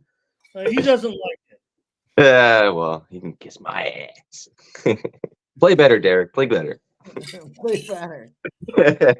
Play better, Derek. Carr was supposed to be the change. Carr's never had a defense. Blah blah blah blah blah blah. Well, blah blah blah. I love it, Dave. Yeah, you heard everyone talking about that. What is that going to change? You are who you are. Derek Carr sucks. Yeah, he does suck. But Derek Carr sucks. But in the retro hindsight, the NFL quarterback, anybody can be an NFL quarterback as long as you have a college degree. So Derek Carr isn't that bad. I'd rather have Derek Carr than half the quarterbacks in the NFL. Nah, I'd rather take a shot with other guys. So you rather have Jake Browning or Derek Carr? Jake Browning. Get the fuck Stop it. Get the fuck out of here. Give me Jake Browning. Give me Jake Browning. I'd take a shot with Jake Browning. You want to know why? Yeah. Both those guys are just they're benchable, and you can get someone else. I'd take a shot with Jake Browning over 100%. We've seen Derek Carr's ceiling. We're way past that. We don't know what Jake Browning's ceiling is. Derek Carr is dollar store discount version of Jared Goff. So if you have a game right now, one game and $1 million on the line, who are you picking as your quarterback? Who's my defense? Yeah. What? Billy's going with I'll take Jake. I'll take Jake. I'll take a shot with Jake. Like I said, I've seen Derek do what he's done. We haven't seen Browning's full potential yet. I get it. He came in. He's just been a backup first. But he's played completely fine since he's come in. I'm fine with it. Gun in my head, I'm saying fuck it. Derek Carr, just run the football. Can't do it. I just can't. Okay, I just that's know a what good he's going to point. do. Football. We know what Derek's going to do. We don't know what Jake's going to do at this point. So I would Bobby take the unknown. DeVito over Derek Carr, easy. Get the Here's fuck another out. thing too. We're talking about a game you have to win. We're probably talking like a playoff game or a championship game. Derek Carr doesn't know what that feels like either, right? Hasn't won shit. Derek Carr is starting over Jameis Winston. Jameis Winston is not a bad quarterback. Would you consider Yeah. Jake Browning a clutch quarterback so far in these games? I don't know. Hey, He you became take the out Jamar first Chase off that quarterback. team, To, I bet he you wouldn't became be he became the first quarterback in NFL history to win 2 overtime games in his first starts with that win over the Bengals. Touchdown Rams. The Jags. Kyren Williams gets the touchdown. Jags, yeah. Kyren Williams, motherfucker. Oh, that's good news that Kyren was back in the game there. Well, he came back in though, yeah. Yeah, and he had the ball right before that too. Caught a pass or ran it, I think. Okay. Big night here for the Rams. Well, shouts to the road, Scott, for dropping us that little news nugget about Jake Browning. But I will say, the Bengals ain't making no fucking playoffs, man. No, not at this point. I don't think they'll sneak in. There's too much. The AFC is really. It's gonna be tight. Those last couple of spots for that. You know, you want to say the AFC saturated with mediocre teams. Does anybody else have any other stupid questions for me tonight? Thank you. Have a good night. The whole NFL is saturated with mediocre teams. Like we got a handful of, if a handful of actual good teams out there. We need to do better. The NFL needs to do better. Personal responsibility. We'll do better. Calgary scores 1-0. Calgary Flames up 1-0. We got the under 6.5 and the Calgary Flames at plus 185. Let's go. We're fucking cashing and smashing right now. We're looking at a spot here with this Bucks game under. We got this. What else do we got? We already cashed the 2-leg parlay. Let's keep it rolling here. We got South Florida winning the game 31-0. South Florida stopping those motherfuckers. Everybody expected that except the public. And we are not the public. Let's go. Wine Time Sports, my guy. Let's I feel better about the Rams than I do because I watched, we saw what happened in that other bowl game, but they do look like they were controlling it. I just moved on to San Jose Sharks with Mikey M. He's been cashing tickets with me every time I come on here with him. So I'm on the San Jose Sharks I got plus 132. Cash is in, boys. We got the over 236.5 with the OKC Thunder Clippers game. They are now at 238. Let's go. We're fucking stopping the NBA this last 2 weeks. Let's fucking go. Billy Brands, what up? Fucking by the stranglehold. What did I say the other night? It's a legal bank robbery. We just walked in. We said to the bookies, really, we can do this the easy way. We can do this the hard way. I can run a fucking bunch of parlays and be here all day. You can just hand me the cash now, and we can just call this the evening exchange. My guy, Billy Briz. Am I right? That's the closest thing we can do to a legal bank robbery nowadays. Like banging them over the fucking head with these plays. We got the under 239 still in this which game is this one here? Orlando, Milwaukee. I'm looking at this under 239. Where are we at? Did it cash already? Nope. Hasn't cashed just yet. Let's hang tight. 102 to 93. That's a 195. We got 239. We're looking to sweep the board tonight in the old NBA. The old NBA. Everyone talks about these injuries. I gotta wait and see. Fuck you. You have to wait and see. Let's go. Let's continue to pop this bubble. Well, pop this bubble and throw some of those winnings over on some Boise State plus money, baby. I already took Boise State with you, Billy Briss. Fucking scared. It's a neutral site. Oh, Billy's twisting my arm. I fucking took it already. Let's go, Boise State, Billy Briss. It's a very these live streams are a little bit different on Pop Sports Radio. People are going to bullshit you and tell you take this play. Well, I'll tell you right now. I spent money on some Christmas gifts, and I'm trying to make back that money. Monday night, we lost with the Birds, and it was just like, we just bought Christmas gifts and then handed back the fucking money to Amazon, right? And that'd be Tuesday was digging ourselves out of the hole. Then Wednesday was making us go up the hole. And now Thursday is like we going out tomorrow night or we fucking staying inside. We're about to find out here in this live podcast. We're going out. We're spending the bookies' money tomorrow. I don't want your money. I want the bookies' money. I watched 2 for the Money the other day, too. I'm fired up. Yeah, if Are you taking Boise State in the money line? Straight on the money line. Fuck the points. You can keep the points, but they're either going to win the game outright or get smoked. You can Big bet your says, children, Razor unborn Sharp's children, pipe is dope. children on these plays.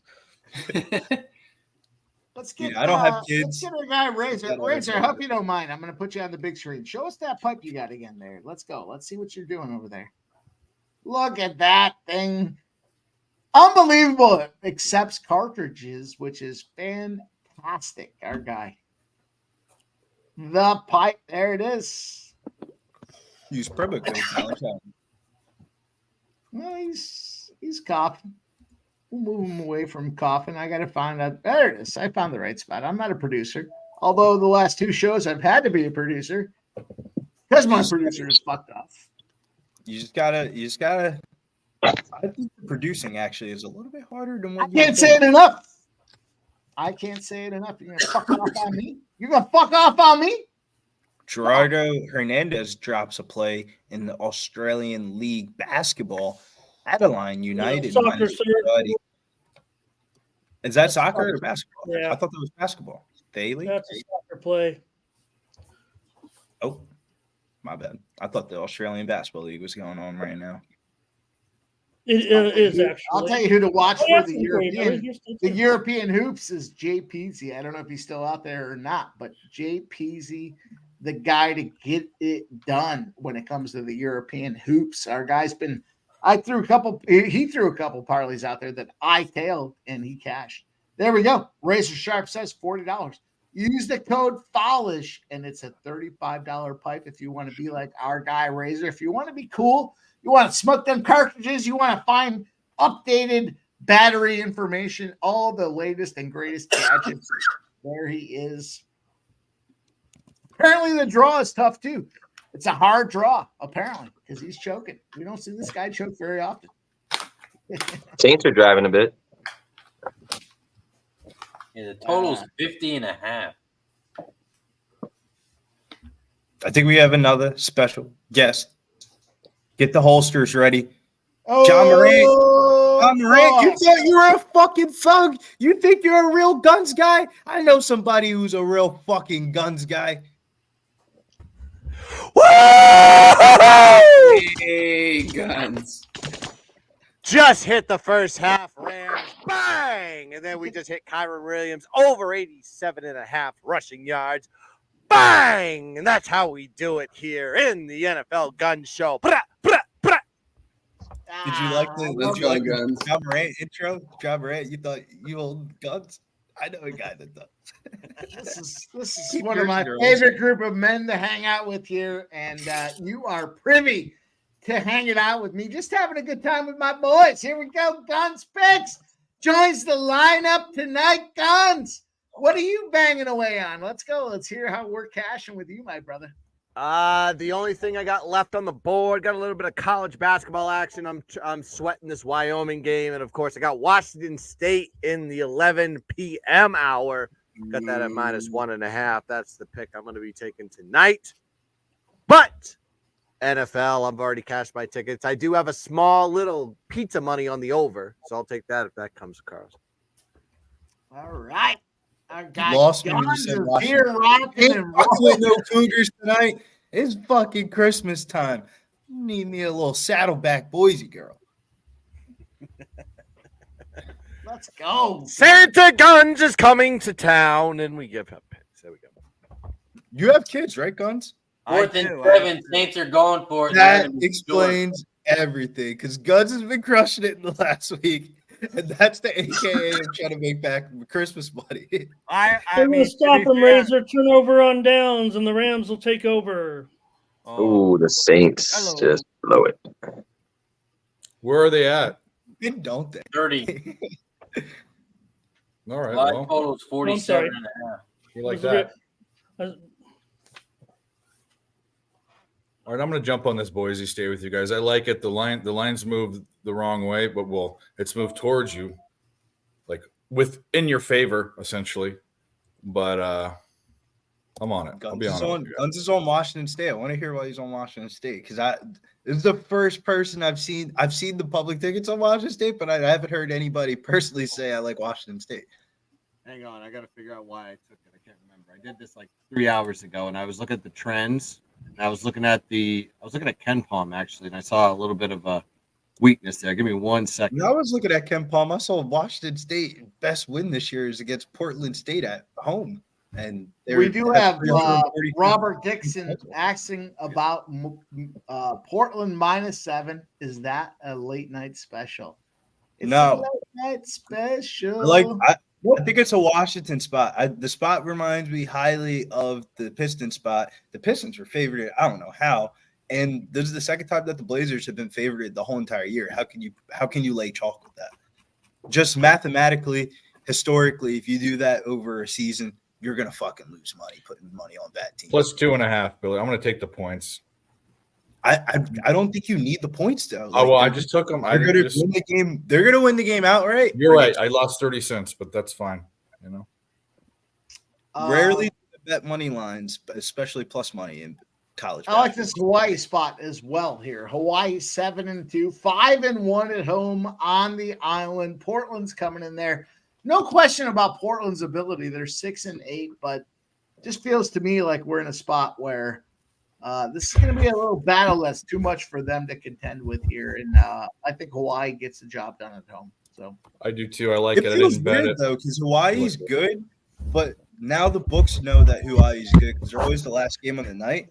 And I just felt like that number is pretty spot on. Like, I think Hawaii wins the game, but all right, so my take on the Washington State side. So when you actually look at like Boise's last few games, I'm just looking at line correlation here. So they played VCU, Butler, St. Mary's, North Texas, Northwestern State, Cal State Fullerton going into this game. They were double-digit favorites, 12.5, 23, -5.5. They didn't cover that one. They are 1-2 ATS as a dog. The only real cover that they had was against St. Mary's where they won the game, but it was +3. Did get the cover there. So I think this is just like a short line spot. If you actually look at like the regression of the line with Washington State, there's going to be a buy point somewhere. It's almost like a stock or it's a Bitcoin to me. So I look at it like that.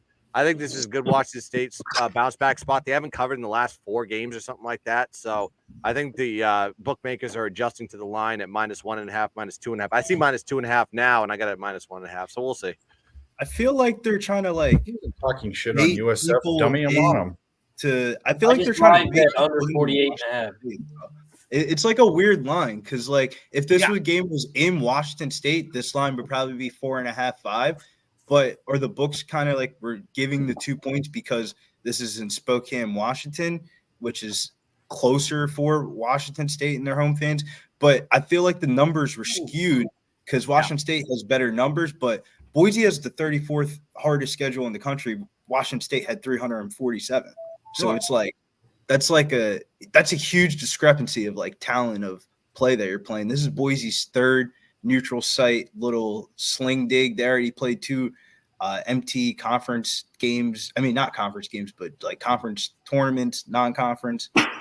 So I don't know, man. It feels like this is the third time go around. Last time they played fucking BYU around Thanksgiving, I got smoked on that line. My Boise State money back today.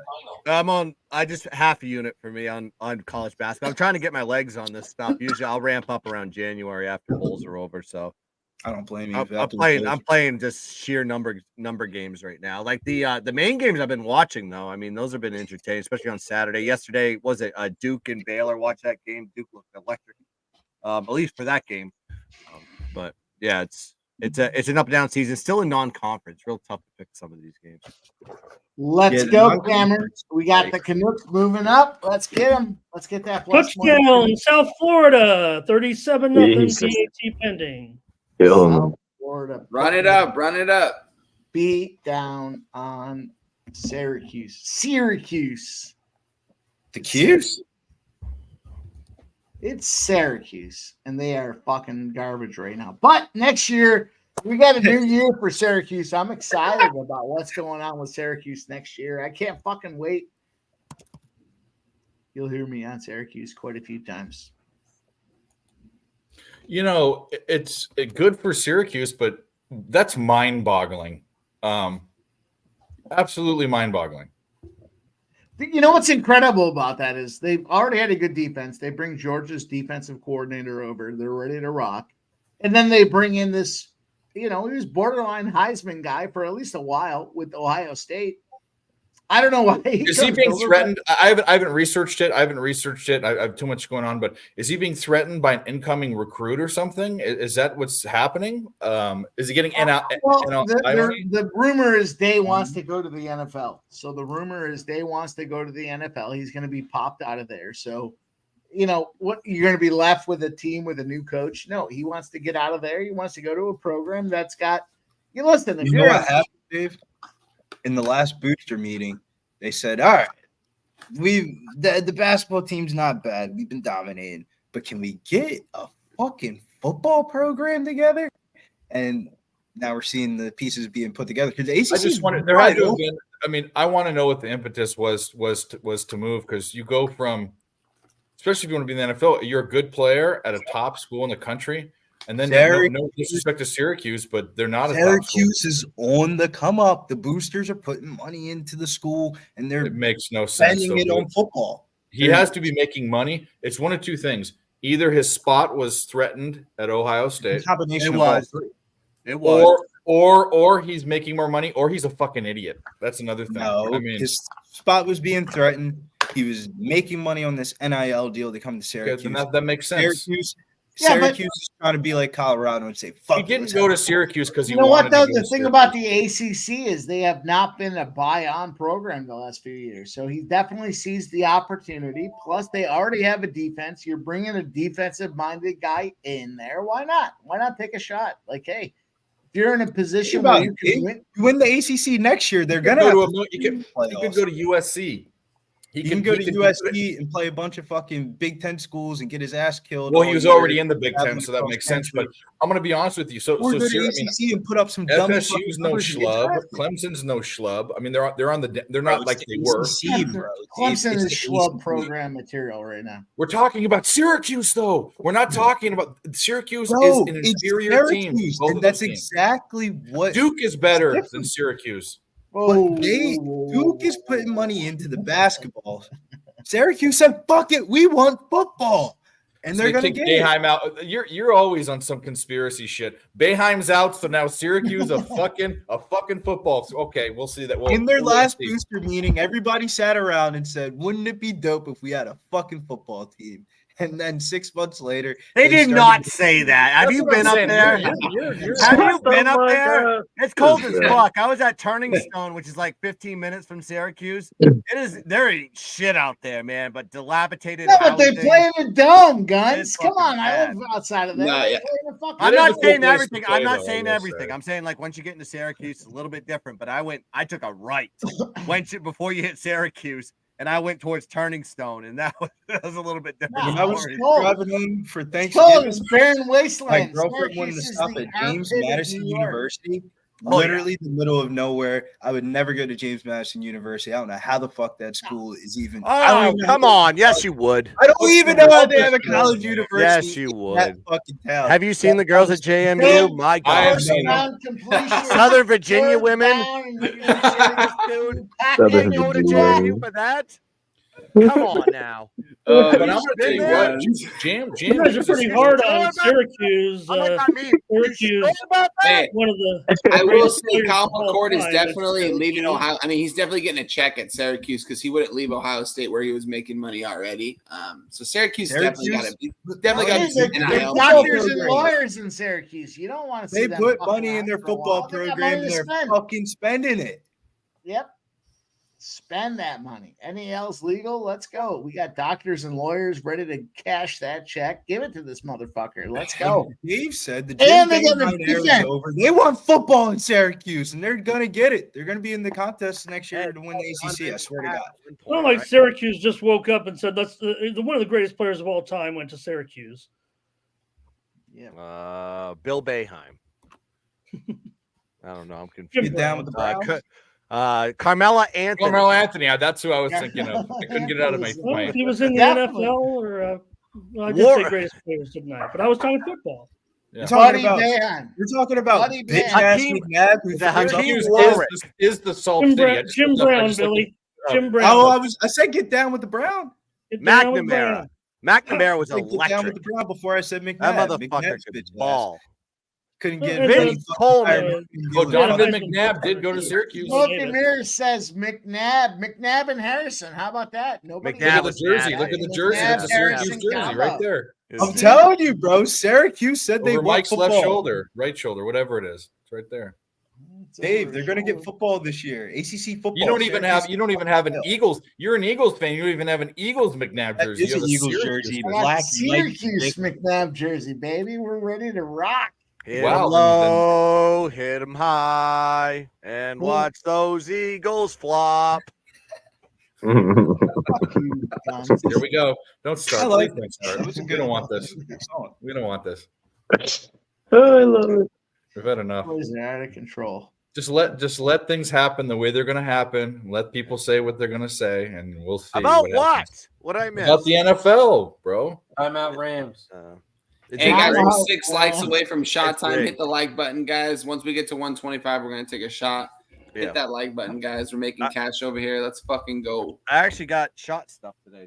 We are making cash, and it's big cash. Larry All Zonka went to Larry Zonka went to Syracuse. That's cool. You got Woodford Reserve. That's good Oh, stuff. Woodford Reserve there, yeah. Yeah, that's good. Oh yeah, That's good. big bottle, big boy.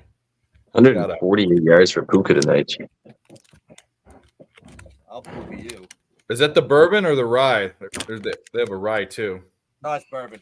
I don't like. I know this is a football stream, but fight announce. Oh, Calvin Cater versus Aljamain Sterling on UFC 300. UFC 300 announcements are coming up. The rumor is Bo Nichols the first fight of the night? Question mark. That card's gonna be. Bo Nichols.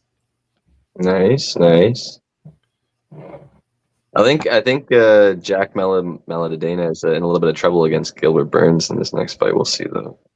I saw a couple of cancellations just come up a little while ago. I didn't want to bother you guys because it was, I don't know, it might be old news. Billy, maybe you could tell me.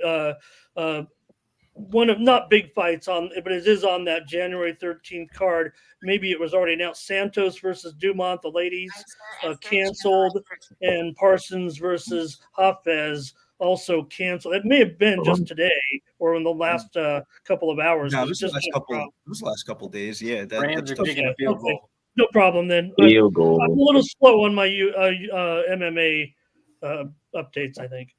Shouts to MMA locker room. That's the main. Are the Saints gonna score again? Those people on top of that shit. Yes, they're gonna score a touchdown. I need it.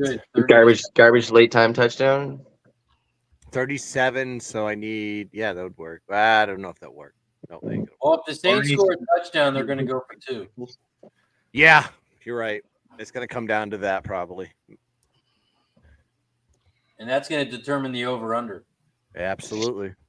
I don't think at that point they would. 37. Yeah, it would, because if you had 45, it's 8, right? I'm just thinking. I don't know if they would go for 2. Right. Yeah, down by 23, they have to go. Let's take the first step. That's right. Yeah, that's get the math. touchdown That's the math. first. It's 887. So you want to get the twos early than late. Yeah, but how about you fucking guys that I know you watch this show every day?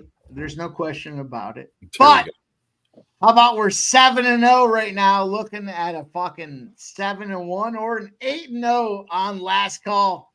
What?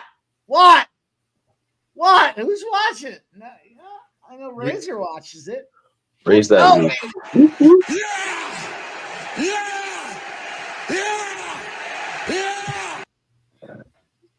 Let's go, baby. We had a 9-3 yesterday. We had a 7-3 the day before. Let's go. Oh man, I get excited. Let's get this shit done. You get excited? No. Ronnie Cycli went to Syracuse? No shit.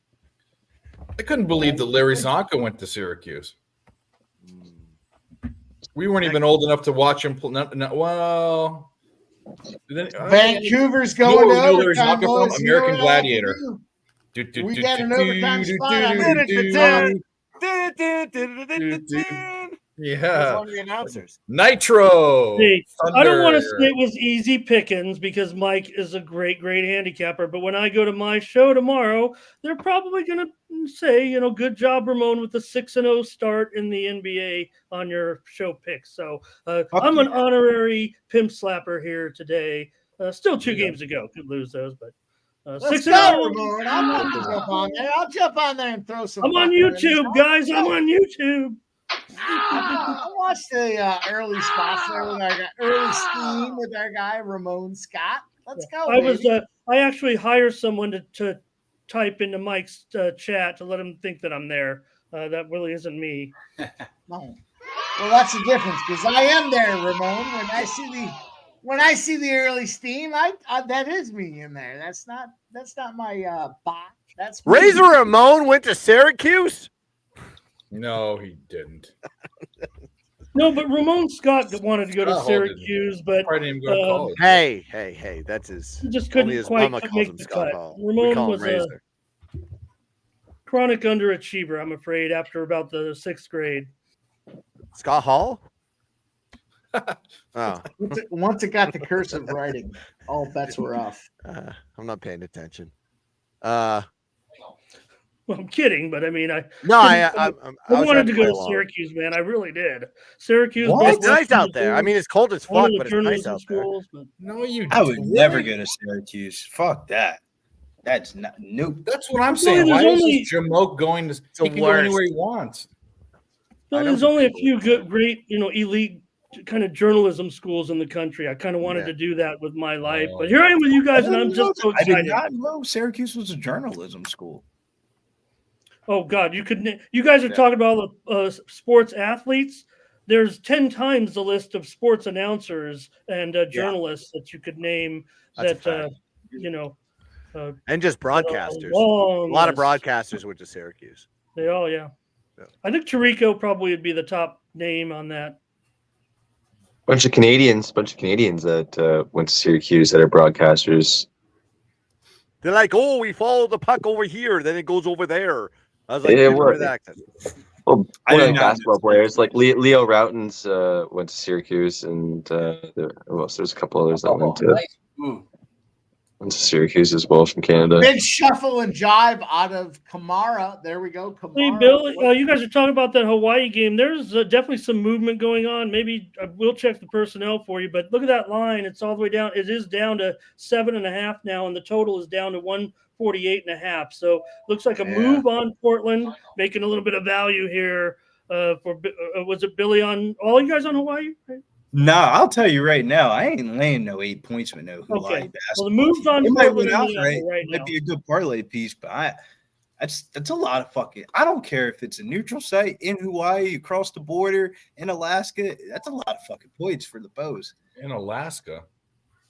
I'm just saying, the Fighting Rainbows, we're like Rainbow Warriors, bro. Well, it's funny, Dave. You mentioned one of the greatest tournaments not played anymore every year was the Great Alaskan Shootout.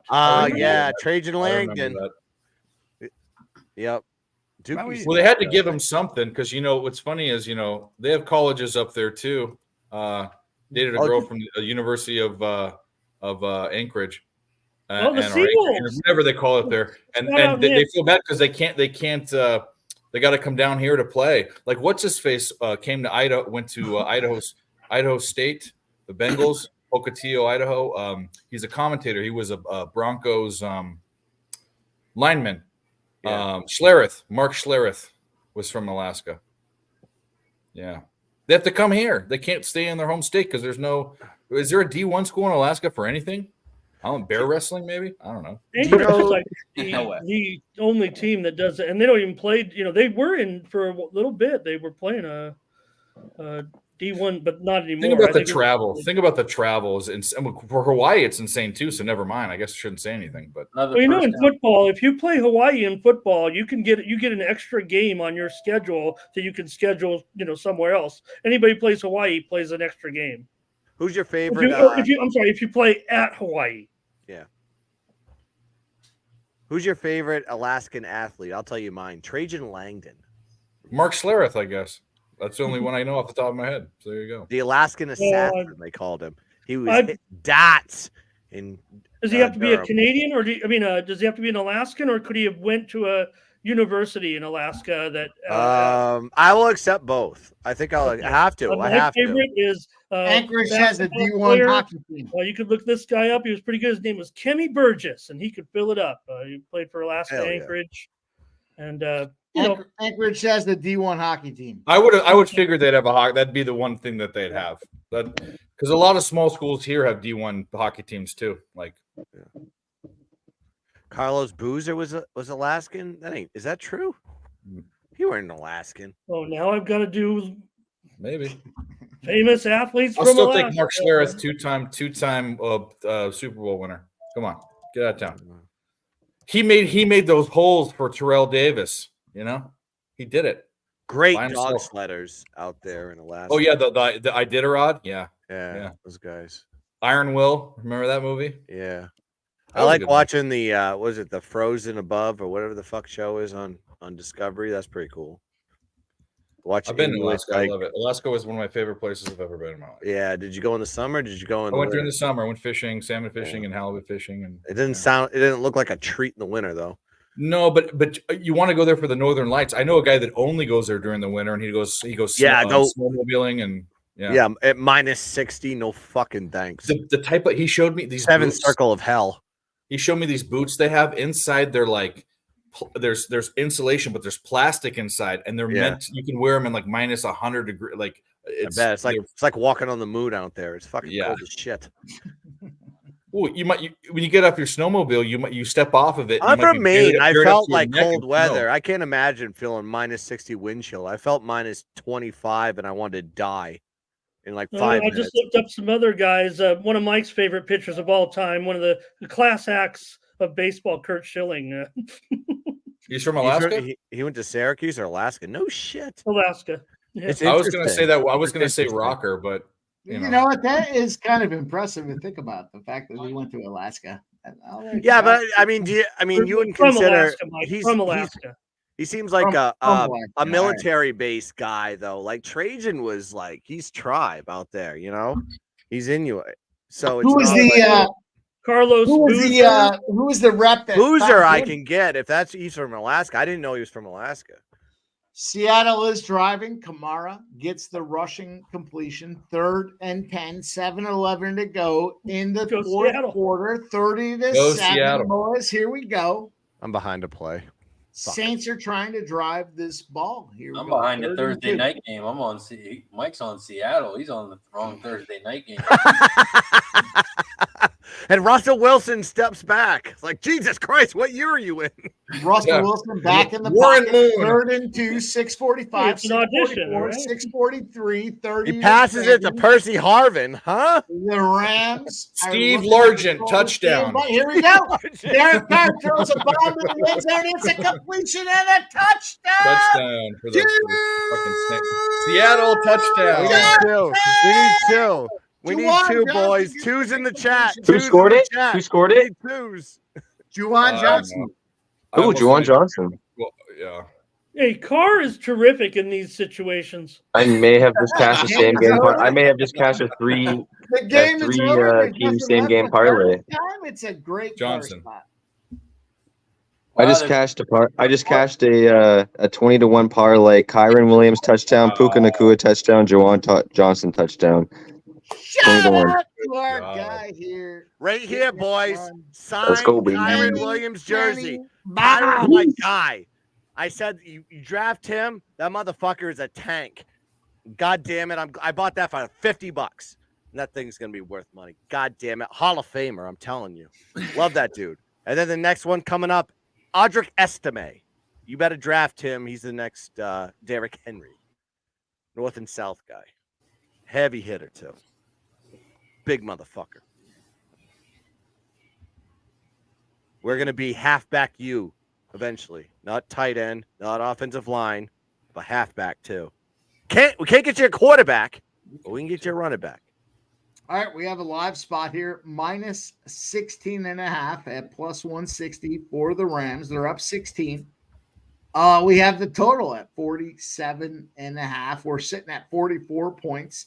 Interesting spot because they're saying there's not going to be another score with 6:25 to go here. The fact is, it correlates the under 47.5 at minus 125, the plus 16.5 at minus 210. We're in Dutch. Do the Rams get it done? We're in small Dutch, but we're in Dutch. 6:33 left, right? I think the Rams. I'm gonna take a stupid bet on the under. I was just gonna say. Might as well. If anything, it's an under. I think McVay is nuts sometimes, so he might be the guy that just tries to go on the field. But what you should do right now, you have 6 minutes. You run the shit out of the ball. Yeah. And then hope they don't kick a field goal. That's probably. I mean, they're going to run heavy. I'm going to continue to run the Canadians. I'm rooting for the Canadians to win this game in the shootout. It's going to be all touchdown if the Saints, want to get it. I mean, they're not going to. There's no field goals. Yeah, it's touchdowns or bust at this point, right? Yeah. I'm wondering that Vancouver 4-3. Stars. I mean, hypothetically, you could have like a LA Rams big play on a run or something like that to get them in field goal range. They get 3 stops, they boot it. I mean, it's not like 2 minutes left or 3 minutes, it's 6. So I don't know. I mean, are they going to chew that much clock off here and be conservative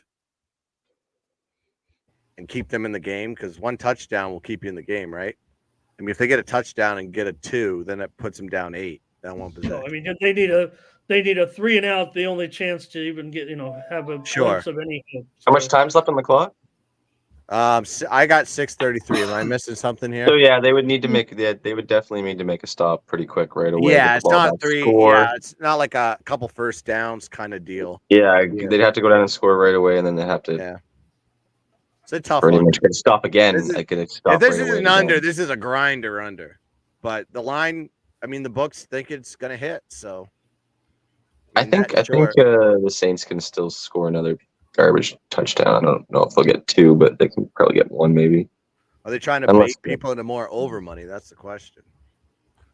I don't know. Well, the problem is, let's say the Rams punt it. The Rams aren't going to care that much about 1 touchdown. That's no, they're not playing for. They'll sit back and playing for nothing. And you want to know what sucks is this game, and it always comes down to 1 play, 1 decision.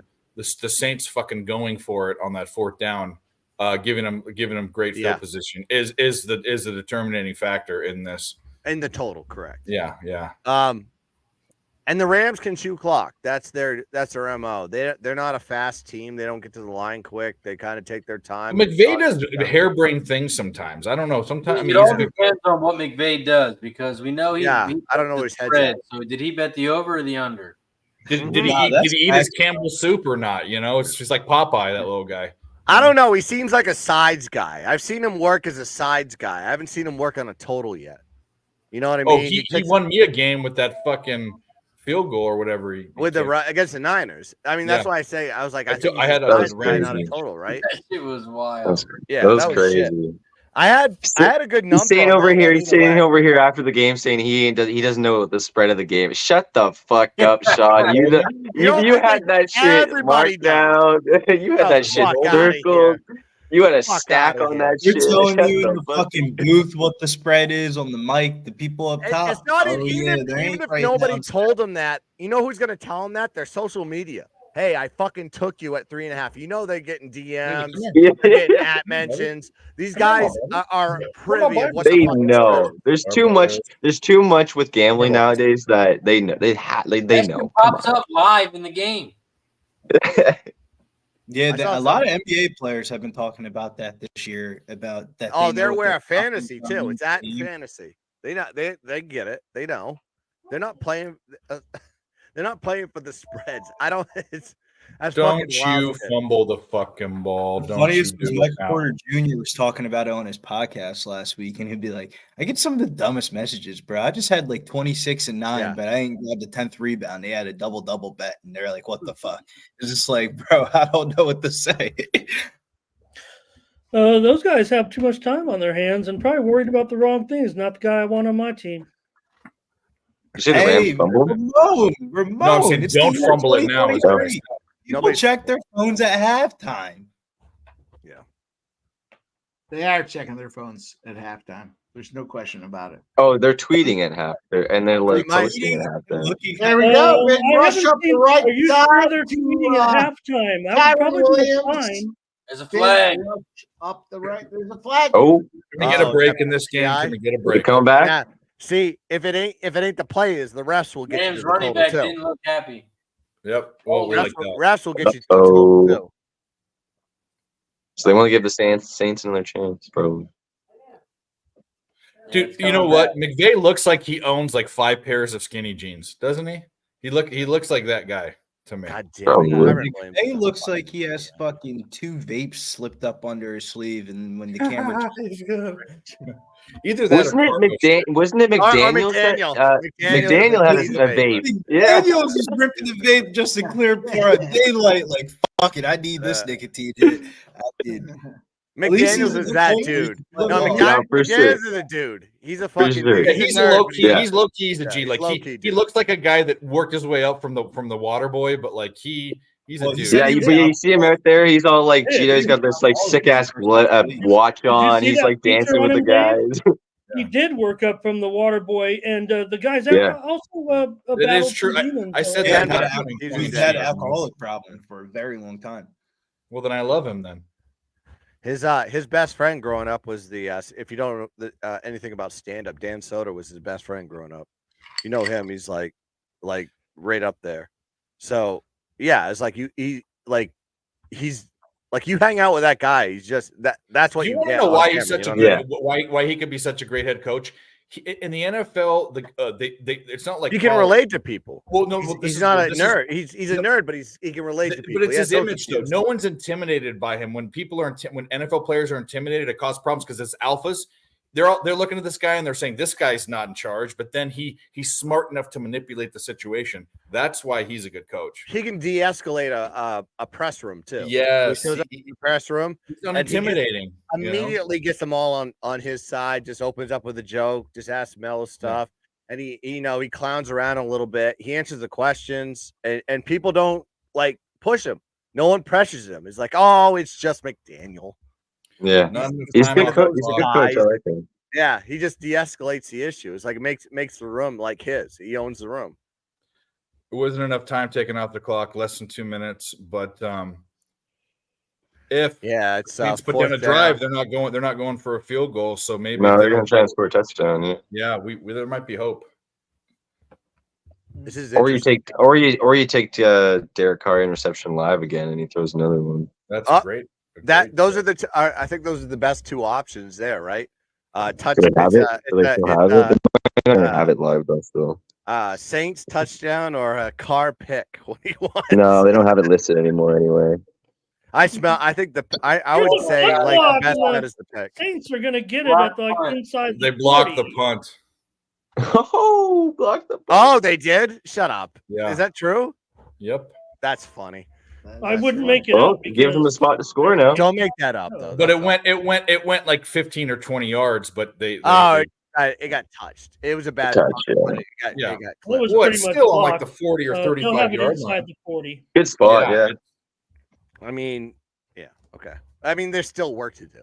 It's like right at the 37, I think. Is that what it bounced? Tell you what, I'll take the Saints second half touchdown to get the well, as long as they go for a one. Here we go.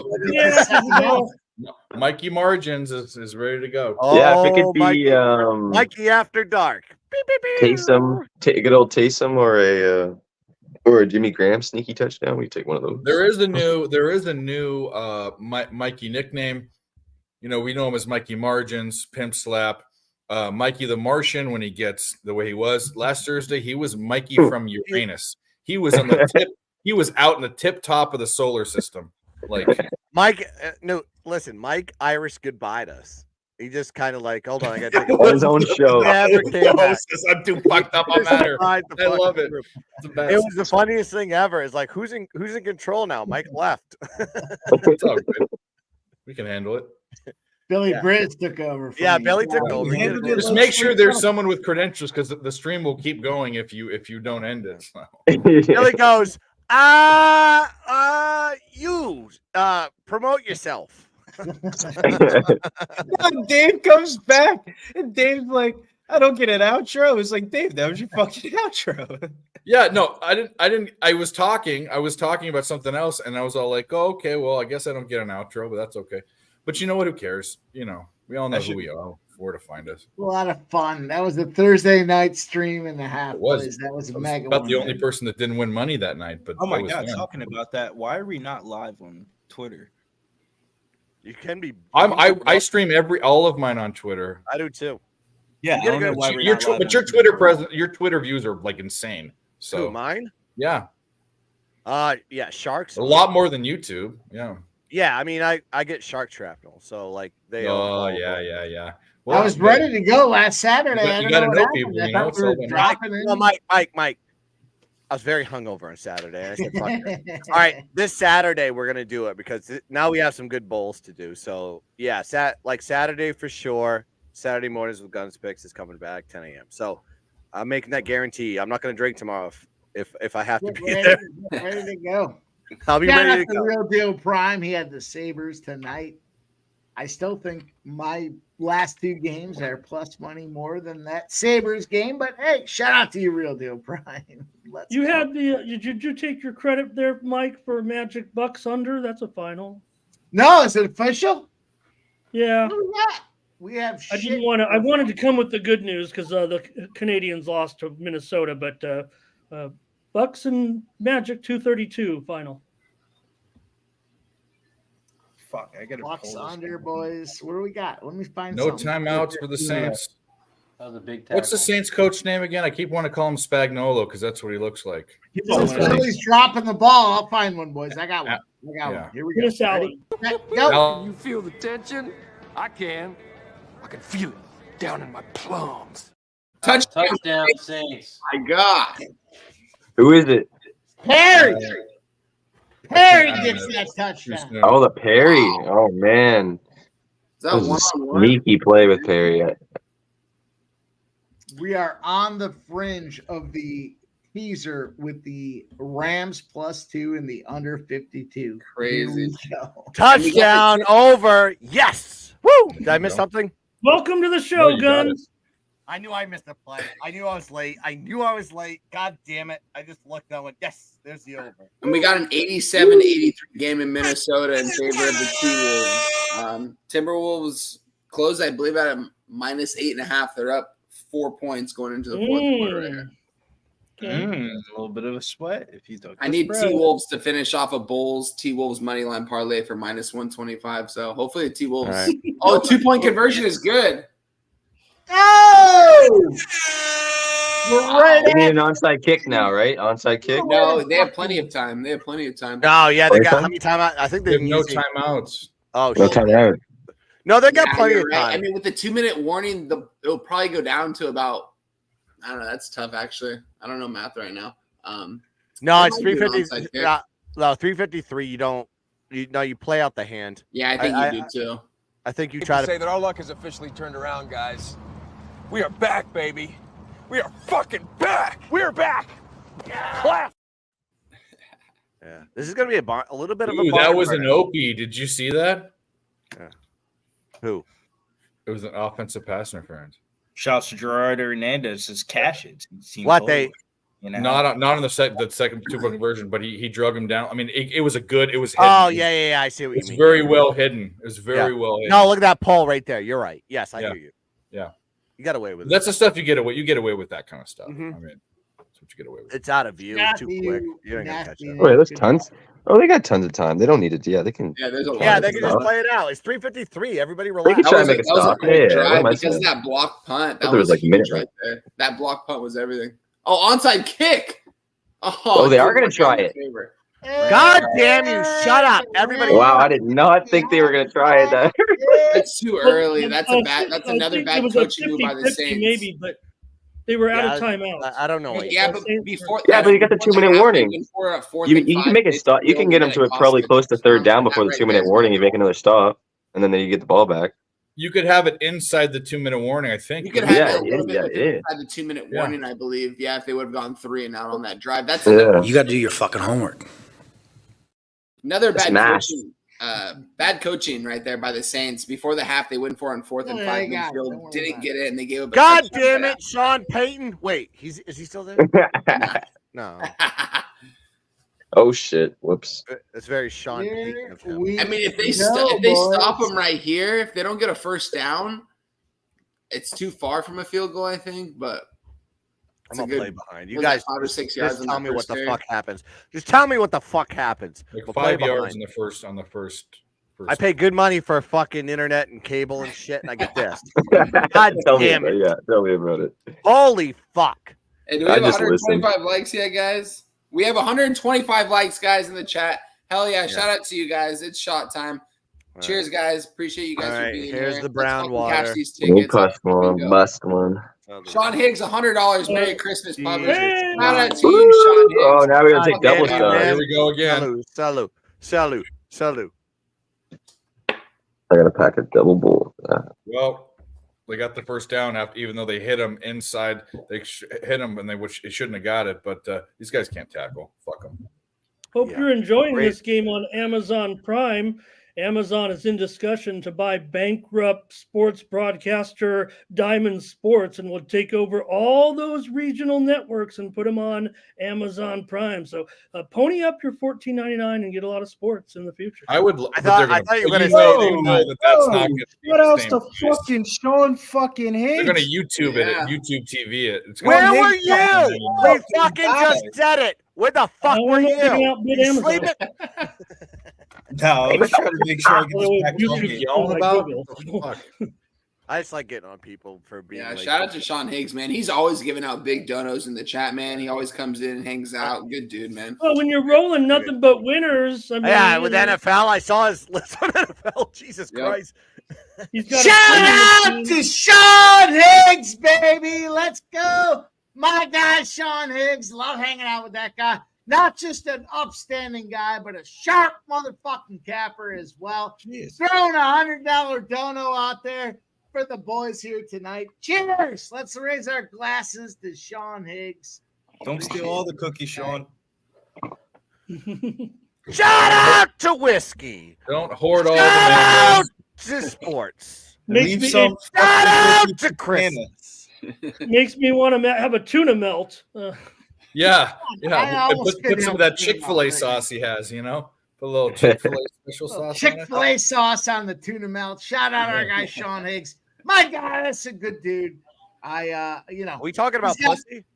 No, we're talking about Sean. Sean is a borderline pussy hound. He's not a couponer. He's a guy that buys in bulk. He goes over under on how many cans of tuna I have, and he'll show us, and it'll be like 26. Or he'll show one. The other one was over under on how many of these chocolate Santas and Christmas trees that he went and got. He got a bunch of them. He had like 12 of them or something. Is he one to buy it off season too when it's like 10 for $1 or something? I don't know. I'm gonna tell you what. I say this in no disparaging way. The guy, everything the guy does is for a good reason. So whatever it is, I'm for it. If he's got money, I mean, why would? I don't know if I think that's the whole opposite. I think it's like you're frugal, like you're trying to be smart about stuff. Like we should be doing. I buy bags of ice. Like. Hey, Guns, I don't know if he does, but I just had 20 bags of Reese's Halloween bats and. Oh. Well, like I know that's a big. Like my wife likes doing that. She buys like Halloween candy after Halloween, and it's like dirt cheap. And it's all oxidated. She keeps it back and she'll use it for trick-or-treaters and shit. I hate that. No, she'll use it for trick-or-treaters for the next year. It's like, oh yeah, just give them the fucking stale shit. Absolutely. Yeah, fuck them. Even my Reese's is crumbly. I like moist. Don't go trick-or-treating at Gun's house. I turned the lights It's not off. that bad. I'm like, you put. I mean, it's like if you Like don't it's open the like bags, no it's fine. He's like, you're. I mean, the candy's Turn gonna the lights stay off. fresh. Don't answer the door. It's not like she opens up all the wrappers and leaves them exposed on the fucking windowsill for a year and then just wraps them back up and says, "Here you go, kids," while it's fucking green moss and wet piss on it. I was like, no, she didn't do that. And she opens the bag fresh and they had the vacuum seal and all that bullshit. Fucking, there you go. No, fine. I'm Free not for candy. holidays. Fucking, you either want it, or you don't. I'm not for useless holidays that promote having to buy a costume and consumerism and childhood obesity. I'm not about it. Okay, fuck Halloween. I'm with Dave. Fuck Halloween. Halloween, fuck Valentine's Day, It's fuck just all an of them. excuse- it's just an 4th of excuse July, for- Memorial Day, Veterans Day, Christmas, Thanksgiving. You're rotten, Mr. Dave. When did Halloween turn into a stripper contest? Oh, that was bad, dude. God bless them. That was cool in college, but I'm not in college anymore. You know what? Early 2000s, going to the bar on Halloween night was. I'm a slutty nurse. Let me go to play. I'm a I wanna slutty be- angel. I want to There's be on a slutty dance angel floor. costume. I want to be on a dance floor, and I want to be so cramped in that I have to grind on you because I want to dance, and I'm gonna fucking rub on your fucking kilted skirt while it's Yeah, like bent she'd up. be like, "Why are you looking at my tits? Hey. What else am I supposed to look at?" And you do apologize. I'm sorry. Look I'm and poking you. I'm smash. sorry. I'm poking you. I'm sorry. I'm poking you. There's fucking 9 people behind me pushing me into you. Like Guns is like grabbing up on her ass, and he's like, "Oh, I'm sorry. I just had to. Oh, I'm sorry." What's that wet spot on your fucking jogging pants? I didn't wear underwear tonight. All right. I knew it was gonna happen tonight. Did I it thought that happen was for Jim us? Dayheim. Guns is the guy that goes to the strip club in sweatpants with no boxers on. I don't go to strip Absolutely. clubs. I hate strip clubs. Got a Fucking family fake, wife and fake kids. affection. Hate it. Strip Ugh. All right, Rhonda with your ass tattoo. Yeah, Well, right. Rhonda was a stripper's name in 1957. They've Yeah. got like now it's like cinnamon and like sparkles. It's like Honda started stripping for the kids, and now she's stripping for Diamond. the cranks. Yeah, I don't get it. Why do you have to have a thigh tattoo that goes all the way up your ass into the lower part of your back? Like, what are you marking? What are you part of the fucking the Chinese mafia, the Yakuza? What is it called? The Yakuza. Boys, I'm gonna raise my glass again to our guy. Here we go. Sean Mike Higgs. wants to drink again. Let's go. All right, let's go. Not only is Sean Higgs a stand-up guy, a guy that you can enjoy hanging out with, he gives you sharp picks, but on top of that, he is giving his hard-earned cash, and I appreciate that, man. Sean Higgs, I appreciate you supporting the cause. My Shout out. guy, I hope you have a Merry Christmas, and I hope we do a lot more going forward in the new year. I just like hanging out with this guy, but at the end of the day, we vibe, we get it done together, we break balls back and forth.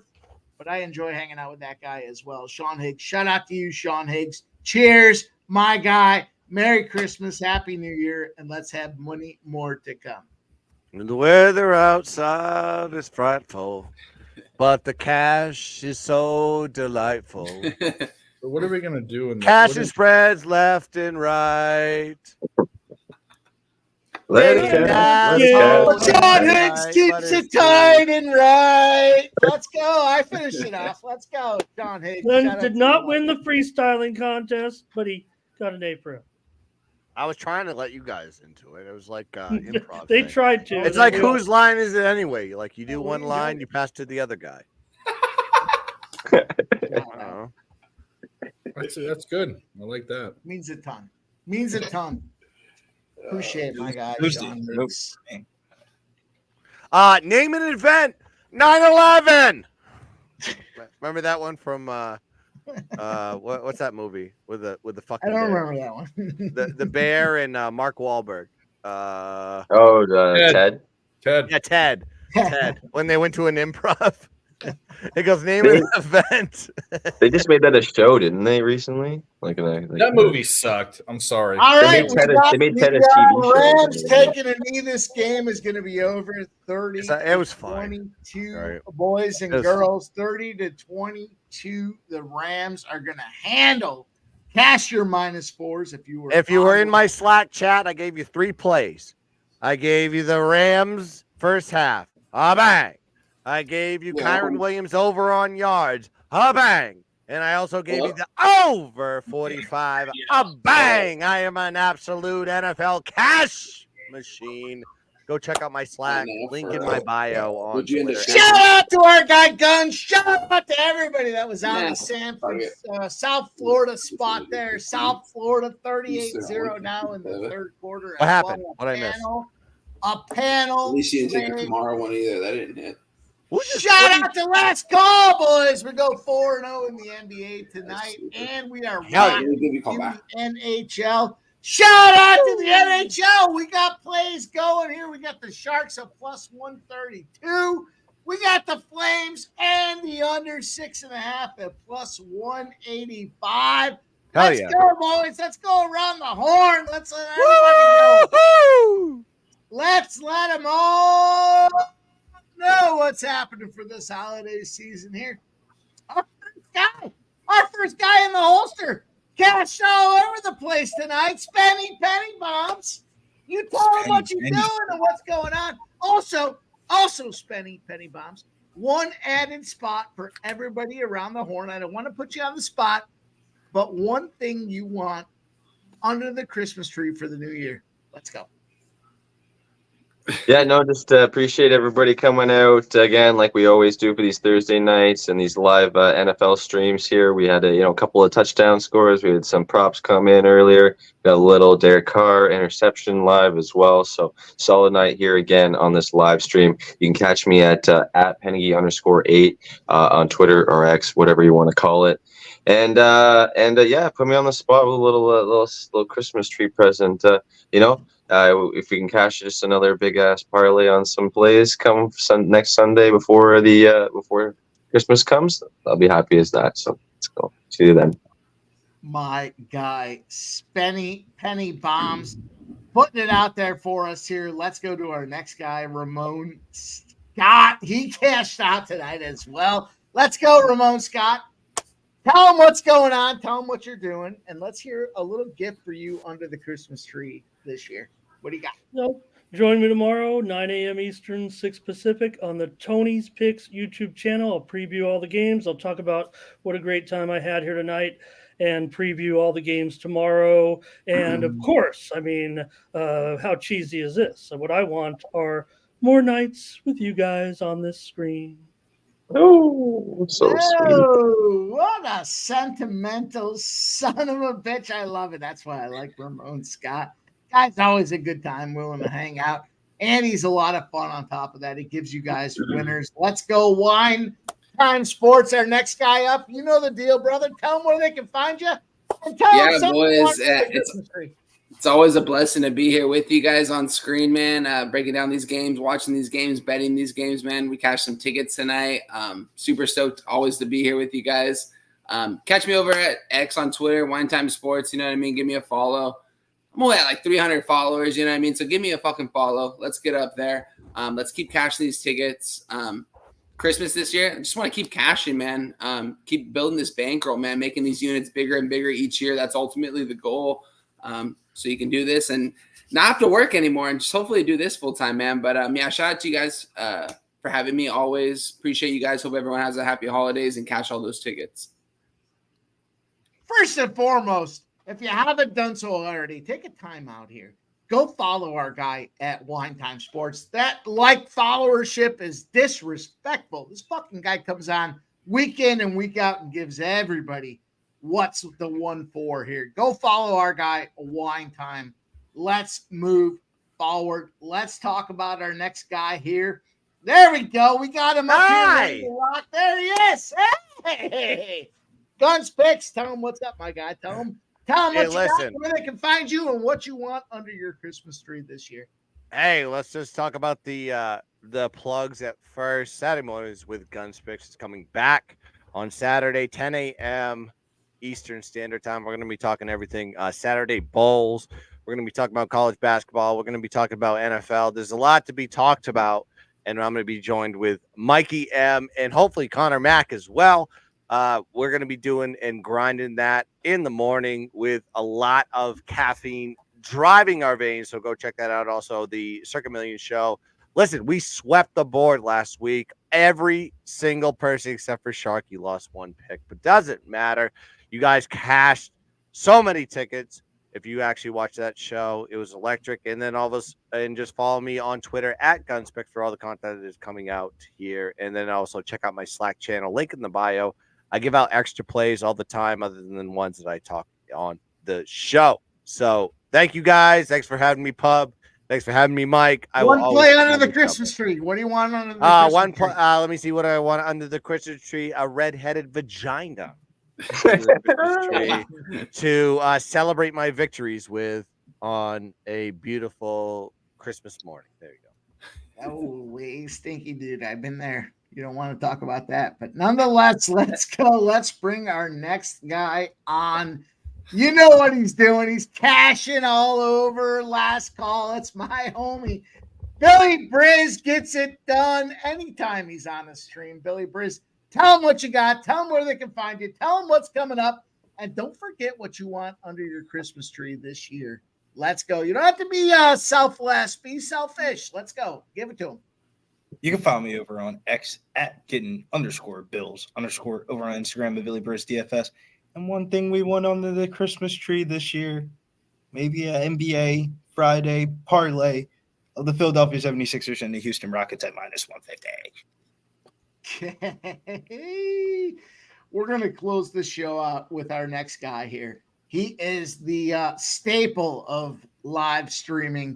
You guys know what happens here. I'll just jump on here right quick before we bring him on to close us out. And I'll say, listen, man, I enjoyed everything we've done this year with the NFL. We've had a lot of fun live streaming. Under the Christmas tree this year for me, I'll tell you what.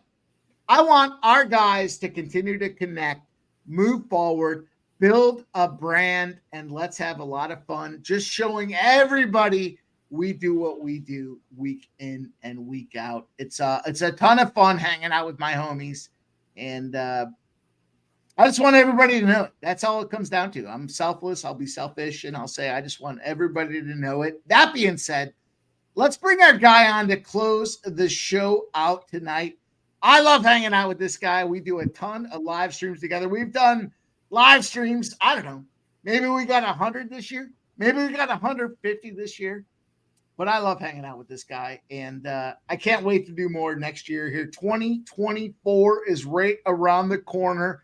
I love hanging out. Let's hear what he has to say. Dave, you know the deal. Let's talk about what you did, where they can find you, and more importantly, what you want under your Christmas tree this year, because you goddamn deserve it. You deserve something special under the Christmas tree. Let's hear it. Well, thank you. I was gonna say I wanted Jessica Simpson's circa 2002, but we'll get to what I really want is. But first, shout out to Mike for doing this. Shout out to PSR. I mean, we've built sort of a little conglomerate of absolute cash winning smashers, and whether it's on any of the channels, PSR, Guns channel, picks from Dave, Tony's picks, Who Bang and whoever, wherever, we're all here together. So I love Mike's thing, a Christmas tree deal. Tomorrow, just before I get to that, we will have a show on Fridays. If you don't know, we have Nerd Talk every Friday. Everyone on the screen has been on it, and our staples on the show. And what we do is we live bet the big Friday night, but we also look forward to the weekend. I don't know how much money's been won on the Thursday and Friday shows. It's been absolutely crazy, but that's what we do. But to be completely honest with you, not to get too sappy, but in the past couple months, I've seen some people pass, family members, people that were older, that were loved or beloved, and people that were younger that died too soon. So what I would love for everyone is to enjoy their family during Christmas. You know, we all maybe complain about our families or whatever, but if you have them, or if you're not able to, call them on the phone, tell them you love them, wish them a Merry Christmas, because that's the most important thing in life. I mean, you know, like God, family, country, that's what they say, and that's the truth. So shout out to you guys, shout out to the chat. Thanks for being here, and let's cash. Shout out to our guy, Dave. Shout out to Gerardo Hernandez. He says, don't forget the Australia Soccer Adelaide United spot as well. My goodness, boys, I enjoy every minute I get to spend with you guys. I love it. I have a great time doing it, and that's what it's all about. I always say to Dave, As long as we're having fun, let's keep doing it. But cashing always makes it a good time. So appreciate everybody rocking tonight here. Shout out to Pub Sports Radio. If you have not done so already, go out there and get green. Become a member. It's $4.99 a month. We continue to bring you guys great content. All our boys here rocking and rolling. Billy, Briz, shout out Spenny Penny Bombs, Guns, Picks, Wine Time Sports, Picks from Dave. We're going to keep doing it. We're going to get better. We're going to get more consistent. We're going to continue to cash moving forward in 2024. Shout out to everybody. Let's keep making that ticket, baby. Let's go.